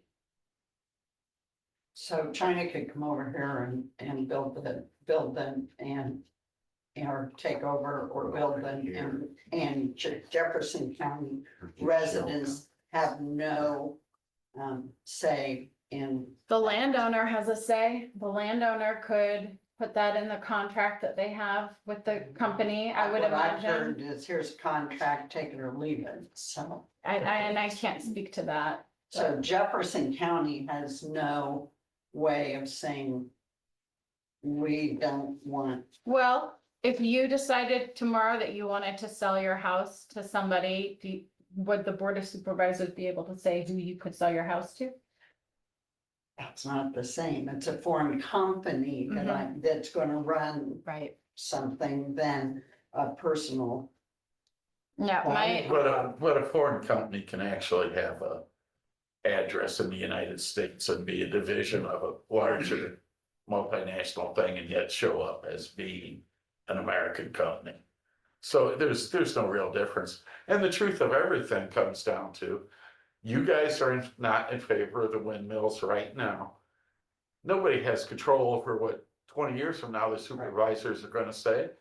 This whole ordinance could be put in, And repeat. another election. Yeah. And no matter what the people themselves say, it's still back to three people voting for a supervisor. They could change it tomorrow completely. and the benefit to having an ordinance in place at all is that if for some, you have had discussions about putting a moratorium on issuing permits. So there's that additional layer of security if you didn't want to have wind turbines in the county. But as we discussed when we first started these conversations, one of the benefits to having an ordinance is that you can dictate how it goes. You know, if you don't have an ordinance, you don't get to have any say in how a landowner uses their property. And so it would just be the adjoining landowners who would have potentially civil remedies that they could pursue. And I agree, and I think that we need to do this, and then I think that we need to implement a moratorium once we have this in place. I also think that if we talk to Keokuk County, I'm not sure where Wapello County is on this. But I don't think either one of those counties, I know Keokuk County is not Right. particularly enamored with it. Didn't Washington County just enact a moratorium? In Like a month ago or Yeah. within the last? So Washington County is not, so I don't know that they have any real foothold at this point. The ordinance, as Elizabeth indicated, gives the Board of Supervisors some element of control over the situation, as well as once an ordinance is in place, then we can by resolution put a moratorium on the purchasing or the selling of any permits, which effectively shuts it down. I think 2,640 feet. I mean, they told us that would shut it down. Yeah. Yeah, they indicated that. The other thing is that, the only other thing I would want to change, and I don't know that it's really all that big a deal one way or the other, but, I want it to be 3 times the height rather than 2, because I anticipate that these things are going to get bigger. Okay. And if we go, let's just say, for example, 750 feet tall, which is considering that they started out at 200 feet. Now they're at 650 and there was a 400 in between there. It's reasonable to me to see that they're going to do 750. Well, the new proposed wording is the greater of the 2,640 Right. feet or. But if we get to 1,000 feet, then 2,640 is not the greater, Right. okay? Two Okay, but. And then 2 times, because, I mean, if we go 3 times, I guess it really doesn't matter a lot. You could use a fraction, if it's, or, Yeah, but, right, I know the greater up. I just think that, there, I'm letting my biases get in the way, I guess, so. Elizabeth, what about are there landowners out there who've already signed on? And since we don't have the ordinance done yet, do they have to comply with it? There's just one that we know of, right? See, not being able to see Just any been of the one lease agreements, we don't know what required. those agreements stated. In other words, I have to assume, and I know what happens when you assume, but I have to know. assume if I enter into an agreement with Susie to put a wind turbine on her property, That ain't it would gonna be happen. contingent upon being able to put that wind turbine there. And at this particular moment in time, the company is well aware that well, obviously we don't have an ordinance, but they needed X amount of ground to be able to do that. They haven't achieved that as of yet. But I would assume the company would protect themselves by telling Susie, hey, yeah, we're all on board on this, provided we can put in a wind turbine. But they don't want to, they're not gonna come in and put in one, is what I'm saying. Right, so right now, the applicability of this ordinance, of course, it doesn't go into effect until you pass it. Right. But it says it shall be unlawful to construct, erect, install without being in compliance with the ordinance. So even if Okay. there are agreements in place, they haven't started installing them. You know, they have to comply with. So our that setbacks said, and everything. we've made some good progress on this. and Oh, I think increasing we it. really have. So how soon do we want to work on this again so we can get it? I mean, I can get this done. The only real question that I have is just regarding what language to include for the sound study. But I think I have an idea about where to go with it. And so regarding the setbacks, just to kind of circle back, right now we have this setback that we've just discussed only applying to neighboring dwelling units. So I'm not sure if you want to just keep it there and then keep the setbacks as is for these other, I'd like to see the term occupied structure okay. rather than a dwelling. What about a tent? Well, it's an occupied structure, but I'm thinking in terms of,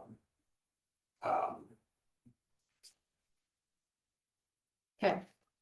Occupied building, bars, you know, I mean, those churches, schools. Well, yeah, and that's, they're occupied, not the churches are are. you talking about human occupation No, that's or why I didn't animals? say that, that's why. Well- Okay, that's why I'm asking, We because have Clarify. occupied building defined in here, so we could talk about that. Occupied building is a residence, school, hospital, church, public library, or other building used for public gathering that is occupied or is in use when the permit application is submitted.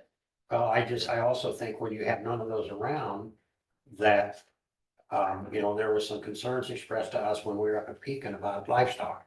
Well, it should be. Yeah. So do we want to include do we want to expand that definition of occupied building to include livestock? I'll quote Pat McAfee, less Yeah. is more, so if you don't define occupied, Yeah, would it not cover? You know, I think it's Anything gonna that's affect the not- animals. Well, we have it defined right now, so we can remove that definition. Well, I'm asking, she's smiling at me, she's not throwing anything at us. Okay, let's move on. Well, I mean, you know, and this is all, like, all of these are just to provide notice to the applicant of what is required. Right. The application could come here, you can look at it and you can say, no, that is within 2,640 feet of an occupied building. And this is what this is the occupied building that we're identifying. Because ultimately, you're gonna be able to, obviously, you know, you can't just arbitrarily reject certain applications if they are in compliance with this ordinance, but Well, to me, there still has to be whether we lump all occupied ag structures under occupied, you know, that's a good way to clarify it. yeah. To add But I that think to you it. need to include livestock in there. I mean, how it reads right now, I don't know legally how it would be taken, but I mean, it looks like just That's human both. occupation. Yeah. Well, I think a Let's just- reasonable person would define occupied as that. Without some further definition, so to speak. Takes a lawyer to figure it out. Well, We got one. yeah. And like I say, she's not throwing things at me. and I mean, you know, it's not a permanent occupation, but I mean, that's what I'm trying to get at. Say It's that- not like a living dwelling. Right, It's, if I'm out in my machine shop with all my tractors, which are occupying the space, but I go out there to work, does that become an occupied area then too? Well, it's. I mean, I know what you're I- saying, you know what I'm saying. Well, yeah. I'm not trying to argue the point, because I agree with what you're saying, it's just, It's like a church. A church is only occupied certain Right, times, but it's an occupied structure. The cemetery is, well, cemetery is occupied all the time. Yeah, it's all the time. Oh, yeah, here we go. We okay, get a complaint from the Thank you. cemetery. thank you. James, nice seeing you. Good, always great to see. Helpful comments, thank you. Thank you. We'll send. Thank we'll you. Thank send you, Lena. something. Thank you. Thank Thanks, you. guys. So I do, I'm not sure how That's the person. defined we want occupied structure to be, but I want occupied ag structures to be in the ordinance. somehow or another. Wouldn't Yeah. occupied encompass all that? Whether it's cows, chickens, dairy cows, or humans? I'd like to see it It would, clarified. would the court see it that way? Right, Yeah. exactly. I agree. Unless it was more definitive. Let's see. I think it'd be better for thanks us for you to guys. define this and include occupied ag structure. or Okay. Occupied And as buildings, such as, housing, blah, blah, blah, blah. livestock, livestock. That way there's no question. Okay, I don't want to get too deep in the weeds, Elizabeth, and too late. Okay. Just kidding. That was last fall. do we use the term, or do we need to use the term temporary or permanent? In other words, I don't think so, Okay, because you know the what? occupied structure definition, and especially if we're going to encompass buildings, housing, livestock, it says residence, school, hospital, church, like buildings that okay, are not necessarily occupied all the time, right? Okay. So. Mhm. Okay. When do we want to move forward on this again? well, I So do, we can keep it I mean, I do want it obviously done right. But I think sooner than Right. later. in Next terms of- week. You want to do it? Because I don't know, what time frame did Jared say that they were looking at? 3 years? Before they were 2 years? No, it was more than 2, Okay. 3 to 5. For some reason, 5 is Yeah, in my mind, but now I that don't you say it, I think you're right. But we do want to get ahead of the curve. Yeah. know. Right. Well, let's do this. The agenda is already going out for next week, so on the 18th is our opioid task force meeting. How about after that? Sure. Another On- work On the session. 18th. Work session? And I will make sure that I get all of these edits done. Please email me if anything else comes up after you've had a chance to review this, and if you have any additional comments or questions. I'm gonna be at a training next week, so I won't be here for the meeting, but I will be available for any questions or whatever comes up. Yeah, because let's just keep, because by then we should be getting pretty close to almost setting public hearings and things, I think. We've come quite a ways with your help. Yeah, I mean, I guess it just depends on whether or not, I don't know if this is the right term, but the goalposts keep moving, because it seems like we started out with the Boone County ordinance. We're closer to the Mahaska County ordinance at this point, which I think is, what, it's intentional, of course. Well, when I but started out, we hadn't had any input Public from the public. input, Yeah. but yeah, absolutely. We were just starting. Yeah, so I mean, it could be ready as soon as you want it to be, assuming that we've discussed everything and made all the changes that everybody wants, I guess. I would hope that maybe on the 18th, we could just sit down here and read through this thing line by line and see if we all understand it the same. Do you have to go through 3 public readings to do the ordinance? I think on this one, I would Unless sure we want waive it. to, Unless you Unless you suspend waive it, it. But yeah. I think something that's as like this, we should. intrinsic as this is, probably should have, Okay. just so that we Yes. don't have. I'm reminded years ago, when Joe, you probably remember this, when we closed the road up there on 200th and, Hawthorne or whatever, whatever it was. Hemlock. Hemlock. We went and did our due diligence, and we waived the second and third reading, and then they came out of the woodwork after the fact going, oh, I used that, I can't get through there, or I can't. I'm one of them. Okay, and I'm not finding fault, I'm just simply No. saying that some of these things, I think, require us to jump through those extra hoops. That's all, just to make sure that the public is aware, Okay, especially now that we don't have news media. I know. Really? Do you What's wanna that? move on to the EMS levy? You know, room downstairs. Let's take like a 5-minute break. And that is, I'm not prepared to talk about that. We were gonna kind of tag team this. So Chauncey's gonna be talking about the EMS levy. I'm gonna talk Is- about wind ordinance, nuisance ordinance. He Well, had we a could do meeting. nuisance ordinance. Should we talk about the nuisance Since you're here, ordinance? he's coming back. What did you Yeah. say, 11? He'll come back. Yeah. He but- says he was busy till 11, so he'll be right. Yeah. So are we on a 4-minute break, a 3-minute break, a 2-minute break? Abby, be back. We're on a short break. I'm running away fast. That's good. Short break. Let's not Well, she said define running short. was Less than 5 Chauncey minutes. won't be back I'm that glad quick, Jamie- because he'll keep him occupied over I'm there. glad Jane and Luna came in because Yeah, that'll, yeah, so. they actually had good posture. And I spoke with one of those women previously, maybe with her husband, the younger of the two. Yeah, Brett. Yeah, they came in and I think that they were also at the public forum, correct? Yeah, they They were. live near Cardinal. No, they live near Pekin. Excuse me, Yes, Pekin, yep. yes. They live on 110th. They've got a lot of ground up in that area. Oh, okay. Well, that's some good questions. I think the biggest confusion seems to be between what the county can regulate and what the individual landowner will be able to have to negotiate in their contract. I am going to the restroom. I am. Should I make you laugh? So there was a time that I paid a couple of bills, and that's why I asked, so because I Can you make paid it? bills that Yeah, were not no, I'll Jefferson push. County, and I had know to you ask would. her to give the money back. So both of these are. Someday, Yeah. we're gonna push this over this way. I'll do that. You can't move it because of the plug-in. Why is this coming to us? What? I don't know, but it says in here, It might just be an error. that's why I specifically didn't pay them. I'm gonna go up and Sorry. since we're on a break, I'll go speak with the clerk of courts. Okay, that's of course.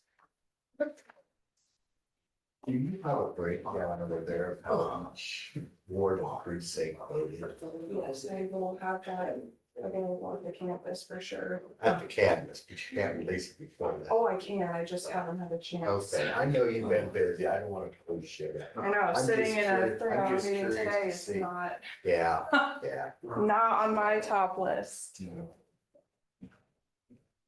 Oh, I gotta, Zoom is still on, Lee, just to warn you. okay. I have a voicemail. I gotta go back to the chiropractor today.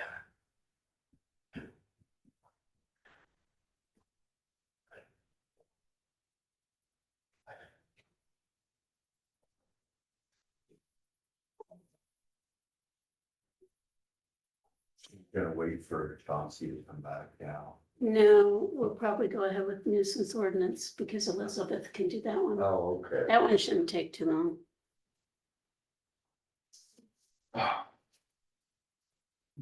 That Zoom is still on. Makes sense. Yeah.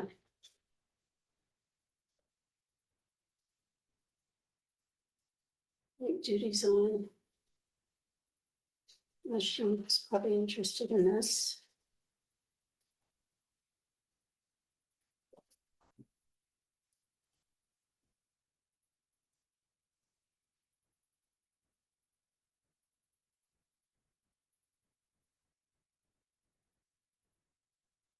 Now, wait a minute. How did that?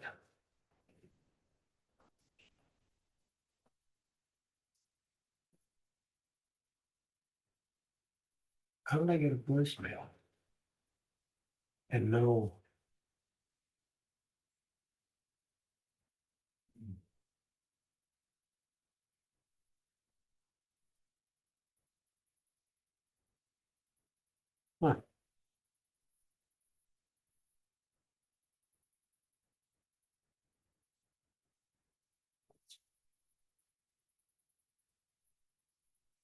Maybe you get up in the northwest corner, they're very passionate about these women. Passionate in terms of not wanting them. That's right, that's right.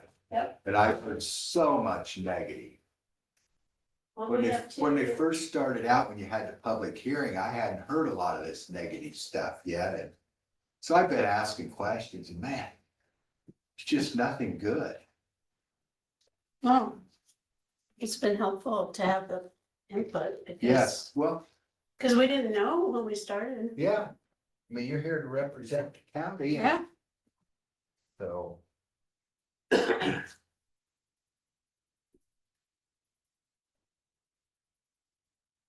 So what's going on with Dexter out there? Or would I want to talk on this? Oh, with what's gonna happen, I don't know. There's about 6 vehicles out there, Oh, I don't know. so.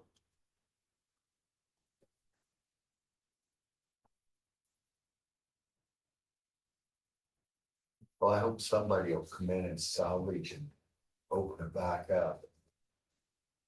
Yeah.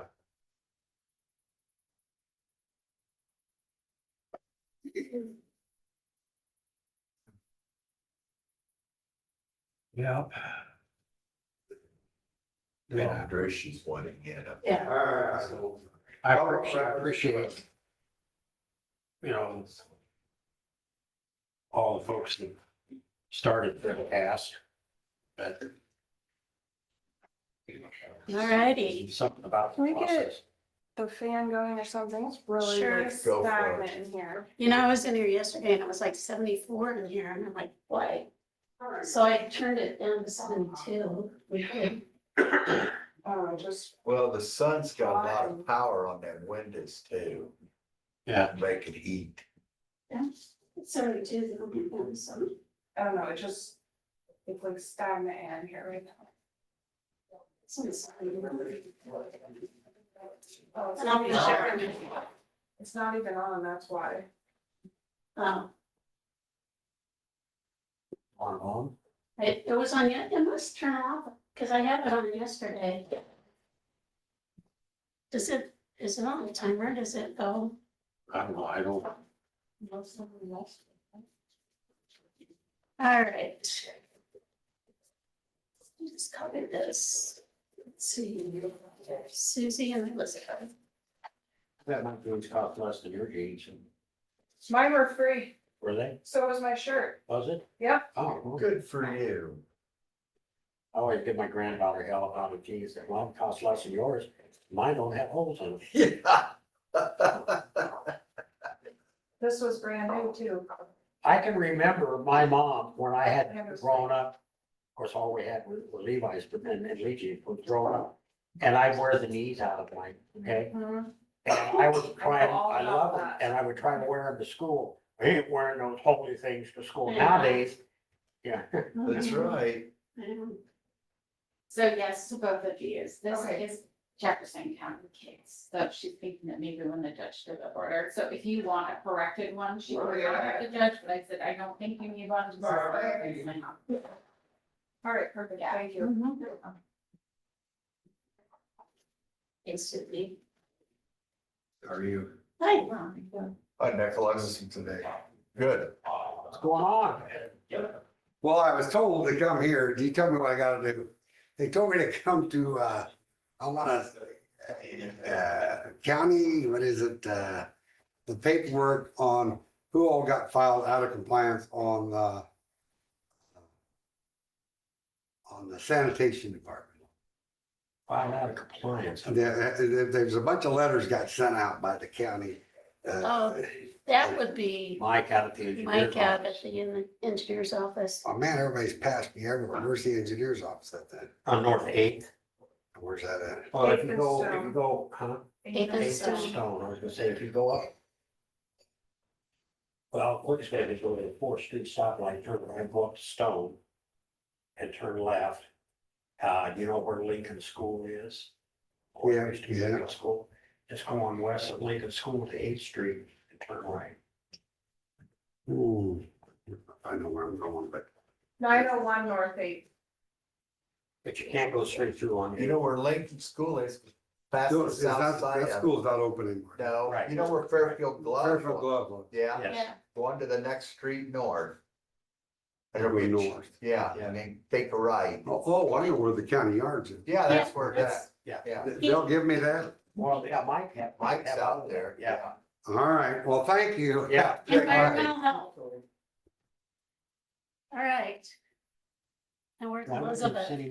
She went upstairs, probably to talk to Chauncey. Well, we were gonna do the nuisance ordinance because she was gonna be here, Service. but, Oh, that's just the next one. Oh, okay. This is my, Extra land ordinance. yeah, I do. I don't have one. You want one with a staple in it or you want one with paper I tag on? don't care. You don't care. I don't. Whatever you want, I'll take the opposite.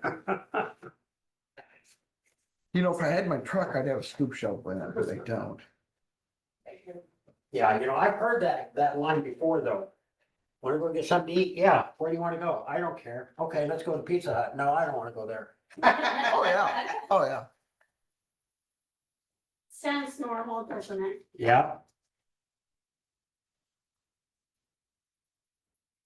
All right. Those old ones away. Well, do you want to start with that, her nuisance ordinance?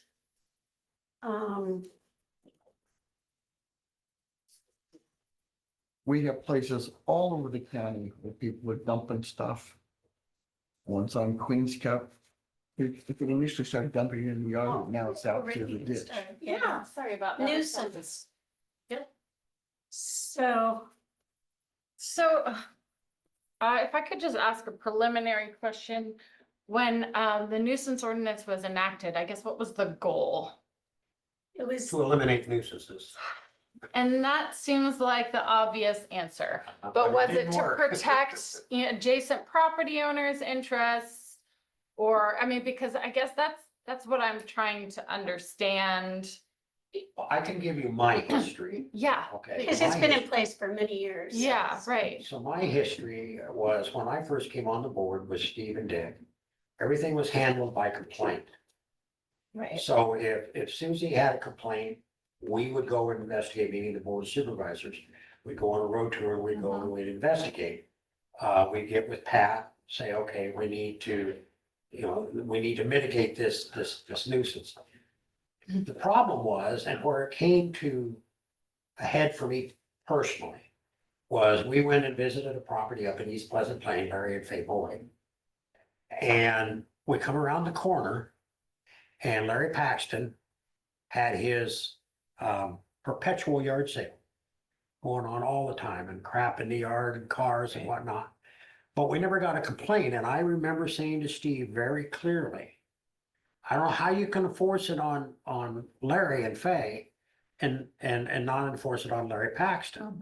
Well, we don't have a complaint. So we argued and arm wrestled, figuratively speaking.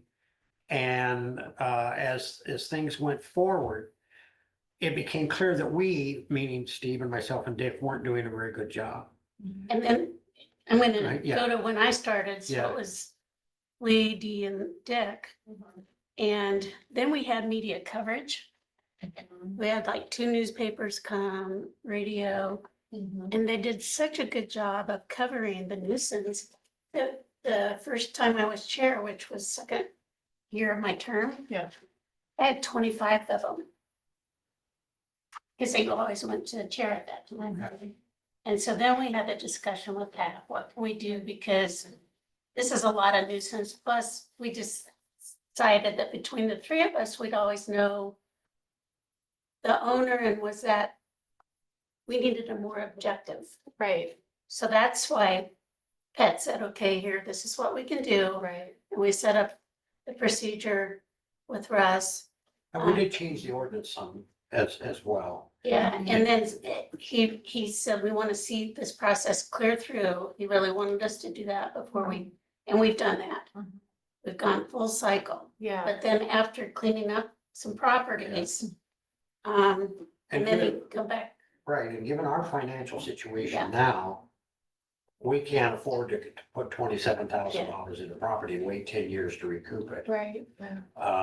And so by the same token, we can't afford to pay $20,000 a year now to maintain an agreement between Russ and Right. the county. And there is another option for people, and that's in the code of Iowa. So Right. this is Civil- one ordinance civil. we don't have to have. Well, the only protection that it gives the county right now is an action against landowners who have things in the county right of way. So tell us Right. more about that. So, I mean, right now, the ordinance says, anything that's in the county right of way is considered a nuisance. Everything else, I think, like you indicated, could maybe be dealt with between property owners. But that is the one protection that the county has. Now, I don't know how often that's exercised. But it is some, to a certain extent, I know through the nuisances that I've Yeah, fielded from Russ. So, and I don't know if you want to, maybe just have an ordinance dealing with that, but I'm not certain who would go out and make those assessments. I think that is one of the issues that you've identified, is making sure that whoever is, surveying the county for any potential issues in the right of way is doing it in an objective way. it seems like we might want to talk to the county engineer, because I think he currently is the one that spearheads this. And yeah. If he you're right. becomes aware, he'll send out And their process is, Mhm. the first Letter. contact is a letter. Mhm. And the reason I know that, excuse me, the only reason I know that is because I called him the other day about vehicles that Nathan Harriman has sitting in the county right away out west of town. And Melissa said, well, we'll send a letter. And I said, well, okay. But I said, check and see if that hasn't already been done, because I had said something to Dwayne before about it. She said she would. I don't know where we're at on that, but Okay. I have no problem going out and investigating nuisances as far as that part goes. But to mitigate those nuisances, I think we have to go down a different avenue than what we've done in the past. And I know then the discussion in the past has been, if you're not gonna mitigate them, why have the ordinance? Right. So that's kind of why we're having the conversation. Right, if you're not gonna abate, and it can't just be a hollow threat, right? Right. So, And So, financially, we can't abate them. We just can't do it. right, And I guess I would say to some extent, and correct me if I'm wrong here, guys, we haven't been real successful in that. long term. Yeah, Although I'll drive around and well, there's yeah, but there's been a you're right. When I somewhat- go back to the Harriman issue, mhm. I go back, for Yeah. example, to Larry and Fay Boyd. Now, long before you guys came on, we mitigated that nuisance up there to the cost of $8,000 to the taxpayer. And we applied it to their property tax. Here we are all these years later, Larry and Fay have since gone. And the property is still in that quote estate, Mhm. and there's over $30,000 owed in back property taxes, which will never get out of that property at a tax sale. Nobody will buy it. And so Elizabeth and I have had conversations, and I don't know how involved this gets Mhm. or what it looks like for sure. But Iowa code does provide for mitigation where we can take the property. And I've always held the belief that if I can sell Joe Ledger's property for back taxes, and I can auction it and collect more than what's actually owed on the property, then I have the right to take that property if it doesn't sell and say to D. Sandquist, I will quit claim deed this property to you if you clean it up and waive the taxes that are owed on the property to get it back on the But in tax. this case, that property wouldn't be worth the back taxes. Right, but that's what I'm saying. I would Yeah. waive the back taxes Yeah. to D if she just Yeah. cleaned the property up Oh, and deed it over to her. And I'm convinced, and I may be wrong, and say so, Elizabeth, if I am, but I'm convinced that if I can sell his property and for more than what the taxes are owed, because of the way they do tax sales, they actually auction that property. So we potentially could collect more than what's owed. And then if Susie buys that property, then at the end of 19 months, if he doesn't redeem it, we deed it over to her anyway. Yeah, and the county can purchase the property if there's no other purchaser. Yeah. I mean, I guess I also want to revisit one point that you brought up, which is when a nuisance is abated, those costs are assessed against the taxes. And so that is potentially a disincentive to a potential buyer if it goes up at tax sale. Right. And the cost is artificially inflated because of those abatement costs. So, I mean, that is also something, because I do think that the tax sale, and this is also a generalization, that nuisance properties would eventually go up for a tax sale. But if you just go with me on that generalization, then the idea then is that the tax sale process could also help with some of those nuisance properties. So the other question then I have is this, and it's just a question that I don't know the answer to. So we have a nuisance at what's her name, Abby's property. Yeah. Okay, and so we send out. Oh, Abby. Wow. What's her name? What's in a different county? And husbands don't count as far as nuisance go. I just said. So you have a nuisance, so we send out a letter, that says, dear Abby. Yada, yada, yada, yada, yada, you know, we have identified this as a nuisance pursuant to our ordinance section, whatever. Please contact the board of supervisors within 30 days with your plan to mitigate this nuisance. Failure to follow those procedures and mitigate this nuisance after 30 days, you will be fined $1,000 a day for every day that the nuisance is not abated. Instead of having to go back to court every single time to get another $750 or whatever. In other words, if it goes that far and goes to court, it's $1,000 a day fine. Now, we're not cleaning it up and it's going on their property taxes, you indicated. But it's, I mean, you know, I don't know if somebody looked at that and goes, oh, $1,000 a day, I better do something. And I have kind of gone down that road Okay. with certain properties where, like, for example, they were ordered to pay the court a certain amount every single month for their $750 fine. And this is just one fine, okay? So, and maybe it would change if they knew that they were gonna be assessed that fine every single day that the nuisance continued to exist. But they didn't pay, you know, and they didn't pay. Right. So I have to file contempt charges. It has to go back to court. They have to come in for a show cause hearing. Let's say they don't show up, and then the sheriff has to go out. There's a warrant, they're arrested. I mean, just like all the costs to the county, Yeah. just keep on incurring to collect on a debt that honestly is probably never going to be paid. So now I'm asking you guys this question, and does the threat, I have mixed emotions here. A, I don't want to take people's property. Mhm.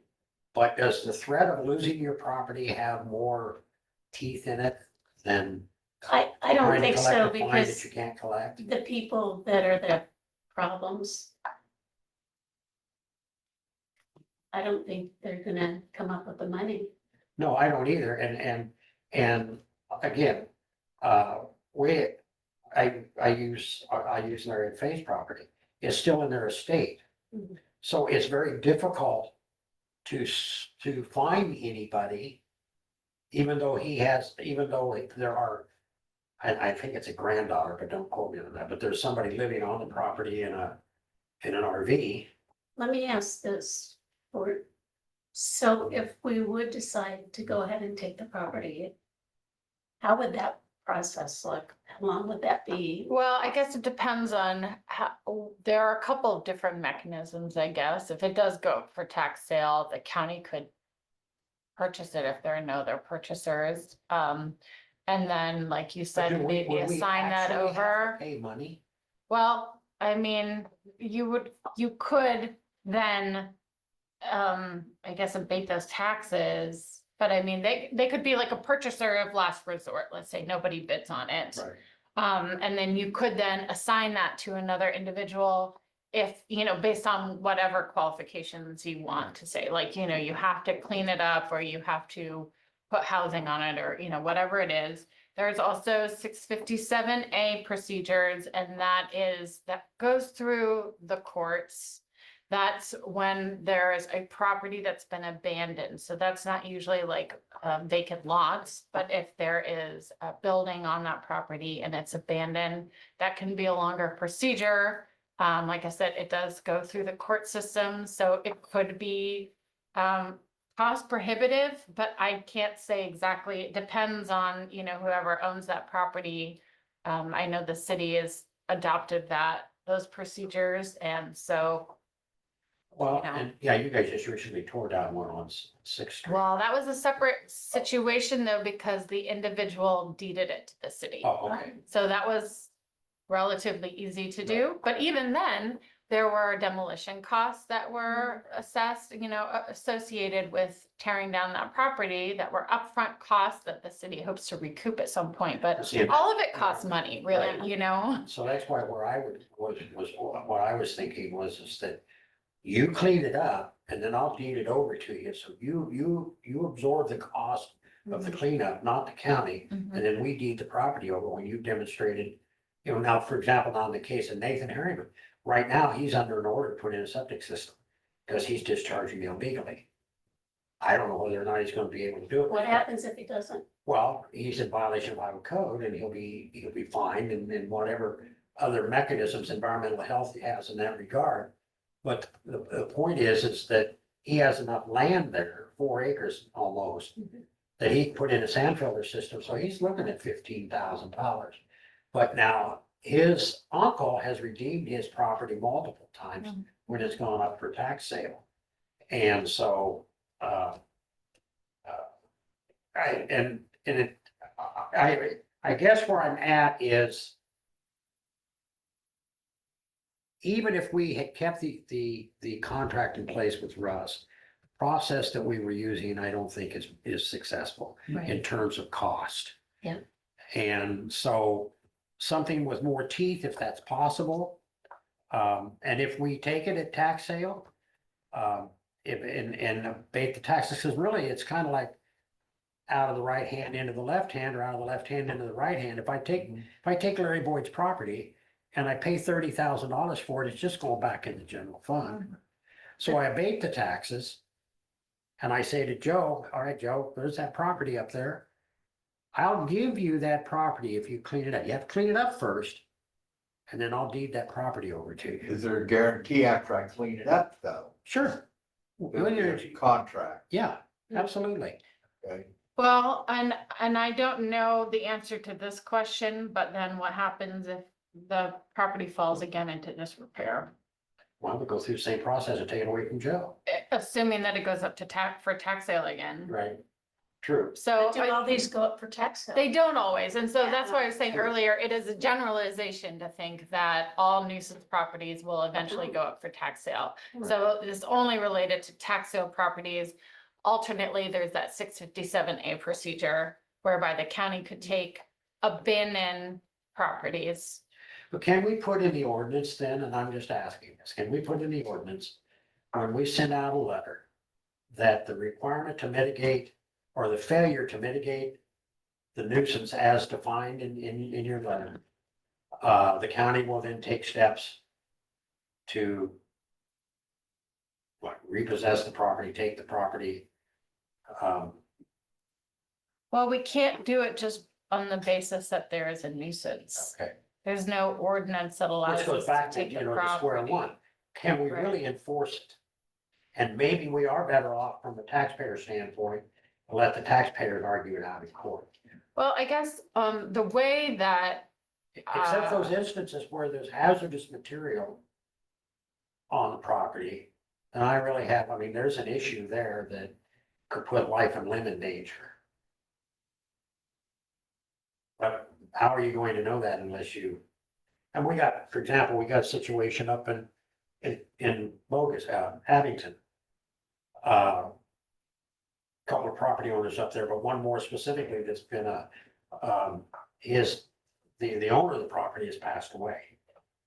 But the son is living on the property and he's had several run-ins with the law and the property is is in a real state of disrepair. I don't honestly know. I'd have to check to see if it's gone up for tax sale. But we have sent letters, it's Charlie Brown Properties, it's what it is up in Abington. We've sent letters to mitigate that and to no avail. And it makes it difficult then to go catty corner across the road and say to that property owner across the road, hey, you gotta get, what about this one down here? And it is an issue. And then they're right next door to the one that's catty corner, which is in an estate and has been for quite some time. And I guess going back to my preliminary question about the goal of the ordinance is that the way I've enforced it, the way I believe that Russ has been enforcing it is trying to work with the property owners to get the nuisance abated, Right. not to punish them. Right. So, we end up incurring costs to get them into court only to say, hey, if you take care of these, then, we can dismiss this. Right. Because ideally you want the property owners to abate it, and oftentimes they are disincentivized to do so if they have to pay the cost to abate the nuisance, and then they have to pay that additional So cost. do we need to maybe start, and I'm just asking, to go back over our ordinance and redefine what constitutes a nuisance? I think a lot of what's in there is from the code. Mhm. Right. Yeah. But it's from the our Iowa perspective, code. in other words, okay, so you've got junk cars stored on your property. Is that something we really want to warn us about? I don't know, I'm just asking. I don't have it, I Is don't that a have state a, law though? They I have to be mean, a licensed. nuisance is defined one specific way by Iowa code, and that includes, I'm not sure that we can pick and choose. If there are things that are, like you mentioned, hazardous materials, and I honestly don't know the answer to this question, but if there may be other procedures whereby, like hazardous materials, those seem like in a different class than right. broken down cars. So there may be some other code sections that deal with, yeah, exactly. Well, I can tell you on hazardous cars, materials. whatever this is worth, and I don't know that it's worth anything. But years ago, City of Batavia and Don Kennedy had an arm wrestling contest, and they forced Don to move his junk cars out of the city of Batavia.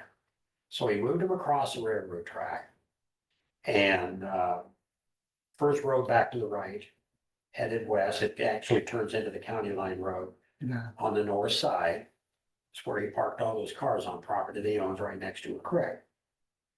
So I was asked to contact the DNR to see if that was a problem. DNR come down and investigate and said, it's good. Okay, so if the DNR doesn't see it as a problem, then, now obviously the city of Batavia didn't want it in the city. He owned the property that it was sitting on, and the DNR didn't see any problem with oil and whatever else might leak out of them. Yeah. I guess I'm gonna ask a question differently, just to ask it. What we're talking about now, process is still gonna cost money, so where are we gonna get the money? Right. That part of the reason we were gonna have this conversation is since the budget's, we know it's gonna be very tight. Right.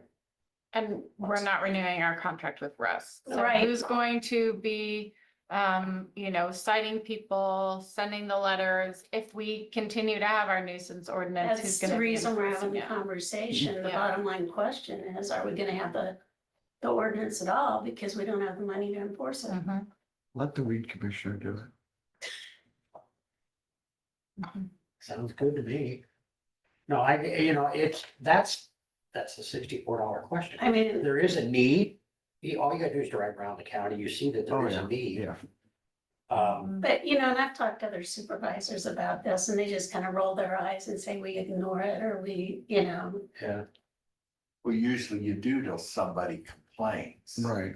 which is what we were doing in the past and not being disrespectful to any previous boards or anything. It was just, it was the way it was. it was the way it was, right? And our enforcement was lacking to a certain extent in terms of, and we even did it when we first implemented this ordinance. And we actually first brought Russ on board. Nathan, for example, was one of them. Another one up in Abington. We get 4 years. Well, and we Right, spent, that. what, 27,000 cleaning his place up? Yeah. I mean, it was a chunk. Yeah. So again, And those are upfront costs that you may recoup. and then he But- started filling it back up right away. Yeah. Yeah. So as what I've learned by all this conversation is a reason maybe to have a small ordinance would be for the right of way issue. Yeah. But other than that, since we don't have any money, I don't know. Well, Do you have at any least if input, we have Tom, a on nuisance, the ordinance? nuisance Of the ordinance in nuisance? place. What's that? Do you have any input on the nuisance ordinance? I guess I don't know what you mean, whether you guys Well, are thanks for walking continuing or up. what. Yeah. I mean, I can only say what we've done in the city, but of course, city is different than county with it. I mean, with the nuisance in the city, it's directly affecting what the neighbors are. I mean, their property values and things like that. I mean, we went through different avenues to get things done. Lucas Helmy really helped us with our nuisance ordinance, with that. So Iowa code says that we could fine up to $750 a day. So there's an instance in the mobile home park that was there in Batavia. We were fined $750 a day till it got to court. By then, it was about a $280,000 fine. Court ruled in our favor, so the property went up for sheriff's sale. Since we had that fine on there, it was really only us that could go ahead and turn around and buy it. So we purchased the property and then took a different avenue. We helped, we did some cleanup with it, but we ended up selling the property. And as far as someone would clean it up and then we deed it over that way. But we've also went after properties that have been abandoned. According to Lucas with that, if a property's been abandoned for more than 6 months, which we could easily tell by no water sewer bills being paid and keeping up on grass or mowing and things like that. And I think it was pretty much just posting in a couple different publications to see if anyone would take claim of the property. And if not, then if there was liens or something against property, we'd contact them, see if they release their liens. So you can ask him about it. We've probably gotten, for those couple routes that we've taken, probably 15 to 20 properties in town. And get And that's that 657A procedure, Okay. the abandoned property one. But with our budget being limited, we don't have the funds to go ahead and tear down a bunch of properties, so we try to get as creative with it as possible. But I do have Which one is house. exactly what we don't have the funds to clean the property up, and then, and even though we can assess the property tax. You know, we have that 10 years, because I guess we could change that, but right now they have 10 years at 3% interest. To pay back that 27,000, that 15,000 or whatever it is. But we don't have the money in the bank account to spend to clean them up. So I heard you talk about Kennedy's property there. I was mayor at the time, but I was on council when it first came up, that, yeah, there's a area there that he had that was called the pit, which was, I think he stored probably 200 or 300 cars in that pit. But during that time, he would bring them out, so it was, okay, so people could see it after that. He was just spreading out more and more vehicles that way, so that's why we got into legal matters. Yeah, and like I say, then I had a request, and so I brought in the DNR, and they weren't at least a bit concerned about the cars sitting down there where they were at. Only thing I could say with things like that, if it's within inside the city limits, we don't tend to get too much help when it comes to that. Yeah. Well, in this case, they would have been out south of the railroad tracks, so they'd been out of the city limits. Still city limits. Is it still city limits? Okay. So I guess the alternative then is if you get rid of the nuisance ordinance, we could adopt 657A. You could go after properties that, are abandoned for the period of 6 months and meet those qualifications.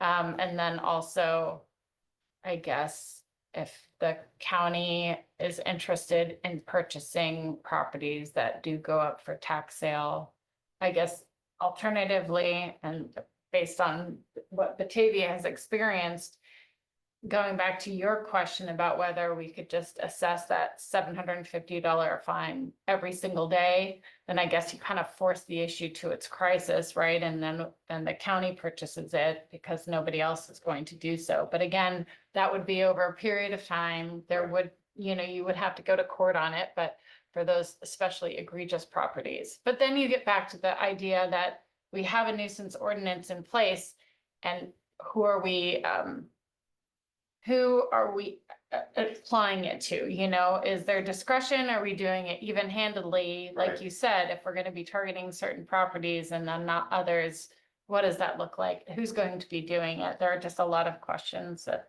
Which is why we hired Russ. Mhm. Yeah, and so I guess my thought right now, as I sit here, and it's not carved in stone, but for the sake of conversation, is just repeal it. And, because we don't have the money. I mean, it's as simple as that. If you, let me ask a question from a legal perspective. If you have an ordinance, you're obligated to enforce it. We I'm not should. gonna say that you shouldn't enforce your ordinance. That's what. Where I was going with I that think we was were is whether or looking not that aid and abets a civil, if there's actually an ordinance in place, does that aid and abet a civil case, or does it make it harder because we're not enforcing the ordinance? Does the, I don't think that a private, I mean, property owner would have a claim against the county if we're not enforcing our ordinance. I think you're asking, Lee, is does the existence of a county ordinance assist a private entity going after a private cause of action against a delinquent landowner? And if anything, if it does anything, it hinders it because the defendant could state, why are you coming after me? There's an ordinance and the county hasn't done anything. exactly, that's what I'm saying, Yeah. yeah. But I don't think so. I think that a property owner would still have a civil course of Definitely. action because it's, as we've discussed, the nuisance is, it's defined by Iowa code, so. And 657A is independent of any ordinance. You don't have to have an ordinance or not have an ordinance. Well, but I would think that we would want one. If To that's have an something, ordinance. to have an ordinance, if that's a route that we're gonna pursue. Well, like I said, I have real mixed emotions. I don't like the notion of taking people's property.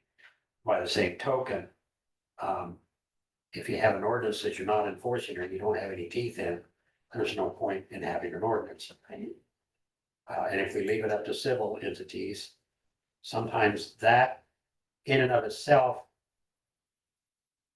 dissolves into something we wished had never happened between, Bad neighbors, bad neighbors, yeah, bad blood. And I don't know for certain that that's not the majority of complaints that Russ is getting. I haven't spoken with Kent about this specifically, but I have the feeling that sometimes, you know, it's still like neighbors calling in It on other is. neighbors. And I Or think that's that- what it used to be. Yeah, and I think that's still probably the case, so. yeah, I'm sure that there there is a significant, I can think of a couple of locations right off the top of my head, but, but conversely, with all due respect, that Nathan Harriman property is an absolute disaster. And it is problematic. There is, you know, there's issues going on out there that I had concerns about, and the neighbors. Now, we've tried to mitigate it. Did abate it for $17,000, Yeah. right? It was Yeah. more than that. It was more than 20 that. something. Oh, okay. But here again, he doesn't have to take care of it. Evidently, his uncle is the sugar daddy, because that property has gone up for tax sale multiple times since then, and it's always been redeemed. And I'm assuming his uncle's gonna pay the, now you asked, one of you asked the question, well, what happens if he doesn't put in it? Well, he can't discharge. Okay, and that's what he's doing right now. He's illegally discharging and then he's burning it. And so. Burning septic? Yeah, burning his waste, yeah, Oh, yeah. Hey, can we assess him $750 a day? I can't remember what our ordinance says, but. But yeah, so I asked Mike to go out, but I said, take the deputy with you. I'm not afraid of Nathan, but just go ahead, that way everybody's on the up and up. And at the time, apparently Nathan was the only one that was out there. And he's the one that acknowledged, you know, they determined that he was dumping and he was burning it. And so he was cited, he has to pull a permit, and he has to put in a sand filter system because he has enough ground to allow that to happen. And his comment was, I don't know why people can't just leave me alone, let me live the way I want to. Well, it's not so much a question of letting him live the way he wants to, but he has to do it in some type of responsible manner. I don't care if he takes out catalytic converters and knocks the guts out of them, and that's how he makes his money, I'm perfectly okay with that. And But you that have to brings, mitigate the disaster that you created in that process. and also we experienced in the past, also some of the people that we dealt with, when it was you and Dick and me, they didn't have the mental capacity to take care of places, and that was always a really. And that's where I think I'm at with the son of Charlie Brown and that property up in Abington. I just don't think he has the The wherewithal. yeah. Right. Yeah. I mean, he's been in here and talked to me. We've had good conversations, looking for his brother. He doesn't know where his brother's at. His brother's abandoned him because he's so much to deal with. He thinks his brother's dead because his brother doesn't return his phone. Yeah. His brother is not dead. I've looked into it twice. Yeah, yeah. And I mean, so there's some of this stuff we can send to them. And I just don't think that it necessarily registers. And then in the case of the one up in East Pleasant Plain, there is a daughter that lives in a tumble. She made some efforts at one point in time, but it's so financially speaking over her head that she can't mitigate it. Now, I don't know, she may be one, if we offered it to her, she may be one, but she obviously doesn't want the property. She could deed it over to the county, and that's what happened with the city and that property on. When I say she obviously doesn't want it, nobody's ever, it's still tied up in the estate. And so is the Gridley property up in Abington, it's still in the estate. So we could look at repealing the ordinance if, Repeal whole out or replace it with something referencing 657? yeah, we could repeal it and then we could adopt a 657A ordinance. Would that also include the right of way issue, or can we have that too? Yeah, if you want to be able to enforce the county right of way, I guess we could. Because that is a safety issue. I think it We've is got plenty too, of and those. this is the only ordinance that kind of allows the county to address that. Yeah, So, but yeah, we could look at repealing part of the ordinance and then just keeping that right of way. What do you think? I think this is an ongoing nightmare. We just need to deal with it. The question is how. There really is no clear cut right or wrong way of right. doing it. That's. And do this, just pick one, try it, and see if it works. We tried the nuisance ordinance and here we are. Yeah. Yeah. And you know, then change and it. with all due respect to all the parties involved, you know, the state has some culpability in this as well. And so we have to look at things differently now than we did before, maybe. Well, and that's why we have no money, so that's kind of a motivator for Yeah. repealing it. Which is another reason why I mentioned too, the fact that there are state codes addressing what is and what is not a nuisance. And there are other state entities, you mentioned the DOT, there's the DNR, and I'm not sure what their obligations are in terms of identifying hazardous materials or abandoned vehicles on properties, and, you know, mitigating that, but that's something to consider as well. And in terms of knowing that some services will change with the House File 718, this is one to start on. Yeah, it is. I mean, there is.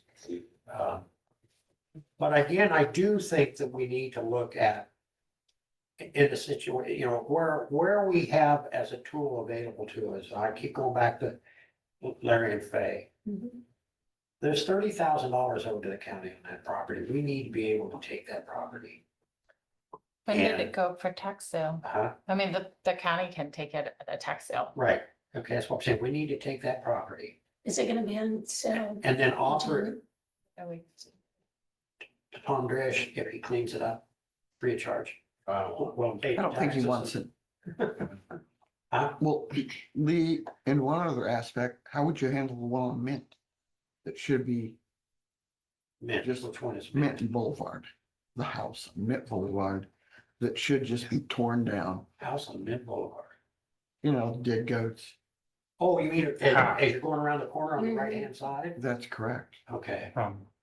Yeah, So that's a similar situation. it is. It absolutely is. It clearly is a nuisance. You're right. Oh, absolutely it is. And the owner, or the owner at the time, has transferred the property back to Tom Green, who was the original property owner when it was originally 10 acres in Fair Farms.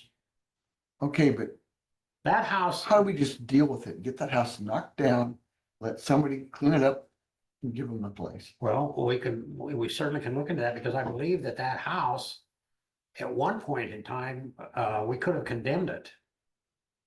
I don't know if it even has any running water. I don't know. The septic system is actually what they call a Oh, I know, like, wetlands type septic system, Gravity flow. and it's bone dry. Thinking about that.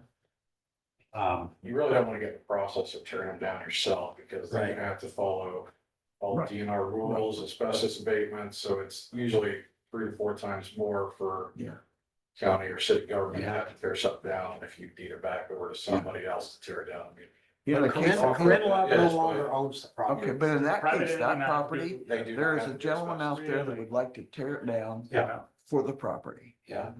And I Why would we not do that? I agree. But I think we need to probably, and it's been cited as a nuisance. Mhm. Yeah, that house on Mid Boulevard. But it went to Corinne Love, and she was in Florida at the time. And well, that's also part of that property, if you remember, was cited because of the mobile homes that were deposited Correct. on that property. Different owner, but, I mean, we certainly can look into that.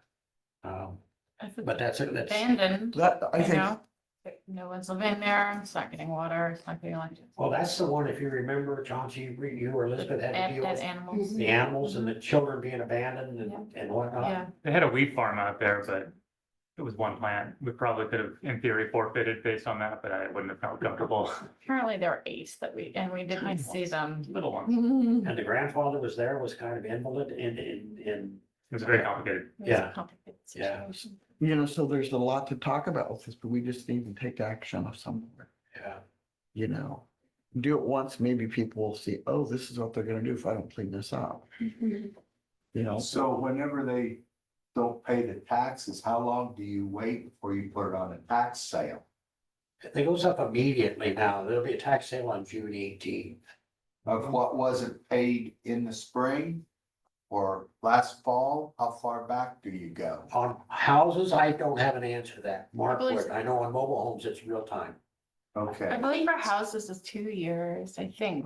But a lot of the tax sale deeds that I do, it's for a 2-year. do you let them build up for 2 years before you sell them? Is that- That's what I've seen on a lot of tax sale Okay. deeds, so. So if you cite them for nuisance, that goes on to the taxes, correct? Well, if we abate it, then it's assessed against their taxes. As a special assessment, and they have Mhm. 10 years to pay it at 3% Oh, interest. they got 10 years to pay that, okay. But if their property goes up for tax sale, that includes that abatement cost does. that's been assessed against them. Okay. Mhm. Okay.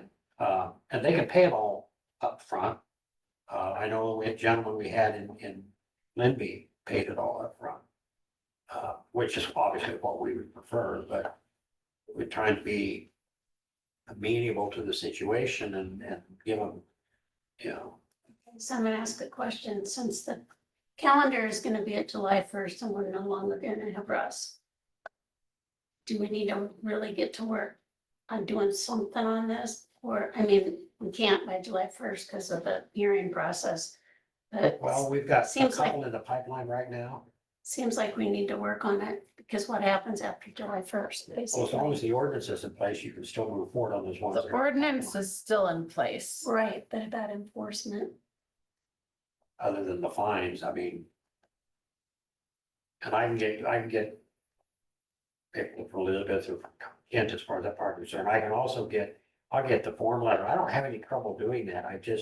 We all know as we're sitting around this table that from a dollars and cents standpoint, we don't right? have the financial wherewithal to mitigate those. Because even if, Russ is not in the picture Who's gonna enforce it? Maybe you find somebody to enforce it, but you still are gonna have those costs that maybe you're just never going to recoup. So that's, And there's no threat there because we can't bring the hammer down I know. in terms of hiring somebody to come in and clean the property up. And unless you can do like what Tom said, where that fine just accumulates every single day, then it gets to a point where they can't, That would still be an ordinance change. well, yeah, but we can still assess that civil penalty against them without abating it, I guess. We might want to change our ordinance because I think it says that the county will abate.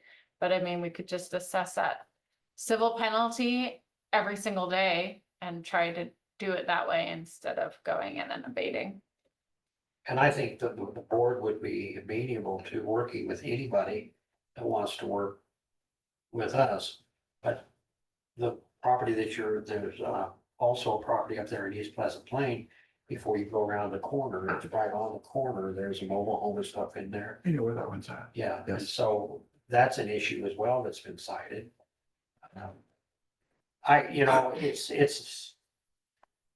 It's not an easy situation in terms of, there is the nuisance and property owners have a right to, again, I'll reference out west, those property owners that are next to that property are being directly impacted Mhm. by Right, that property. right.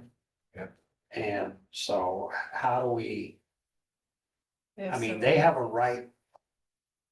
If we don't have an ordinance that speaks to that, then they can do the civil route. Well, that's true, but let me play you're right, but let me play devil's advocate here. What is their remedy other than to sue? And you can't get blood out of the proverbial turnip, which is what we have out here, is a Right. proverbial turnip. That we can't get blood out of, and unless there is some mechanism by where they lose the property. And if a family member comes in and keeps redeeming the property, but doesn't require any other events to take place. Now, maybe in the case where the property gets sold at tax sale and they don't redeem it for a given period of time, if it doesn't get sold or whatever, then we just take it. And then we don't accept redemption. Can we do that? I don't I know. think you can't accept redemption. Okay.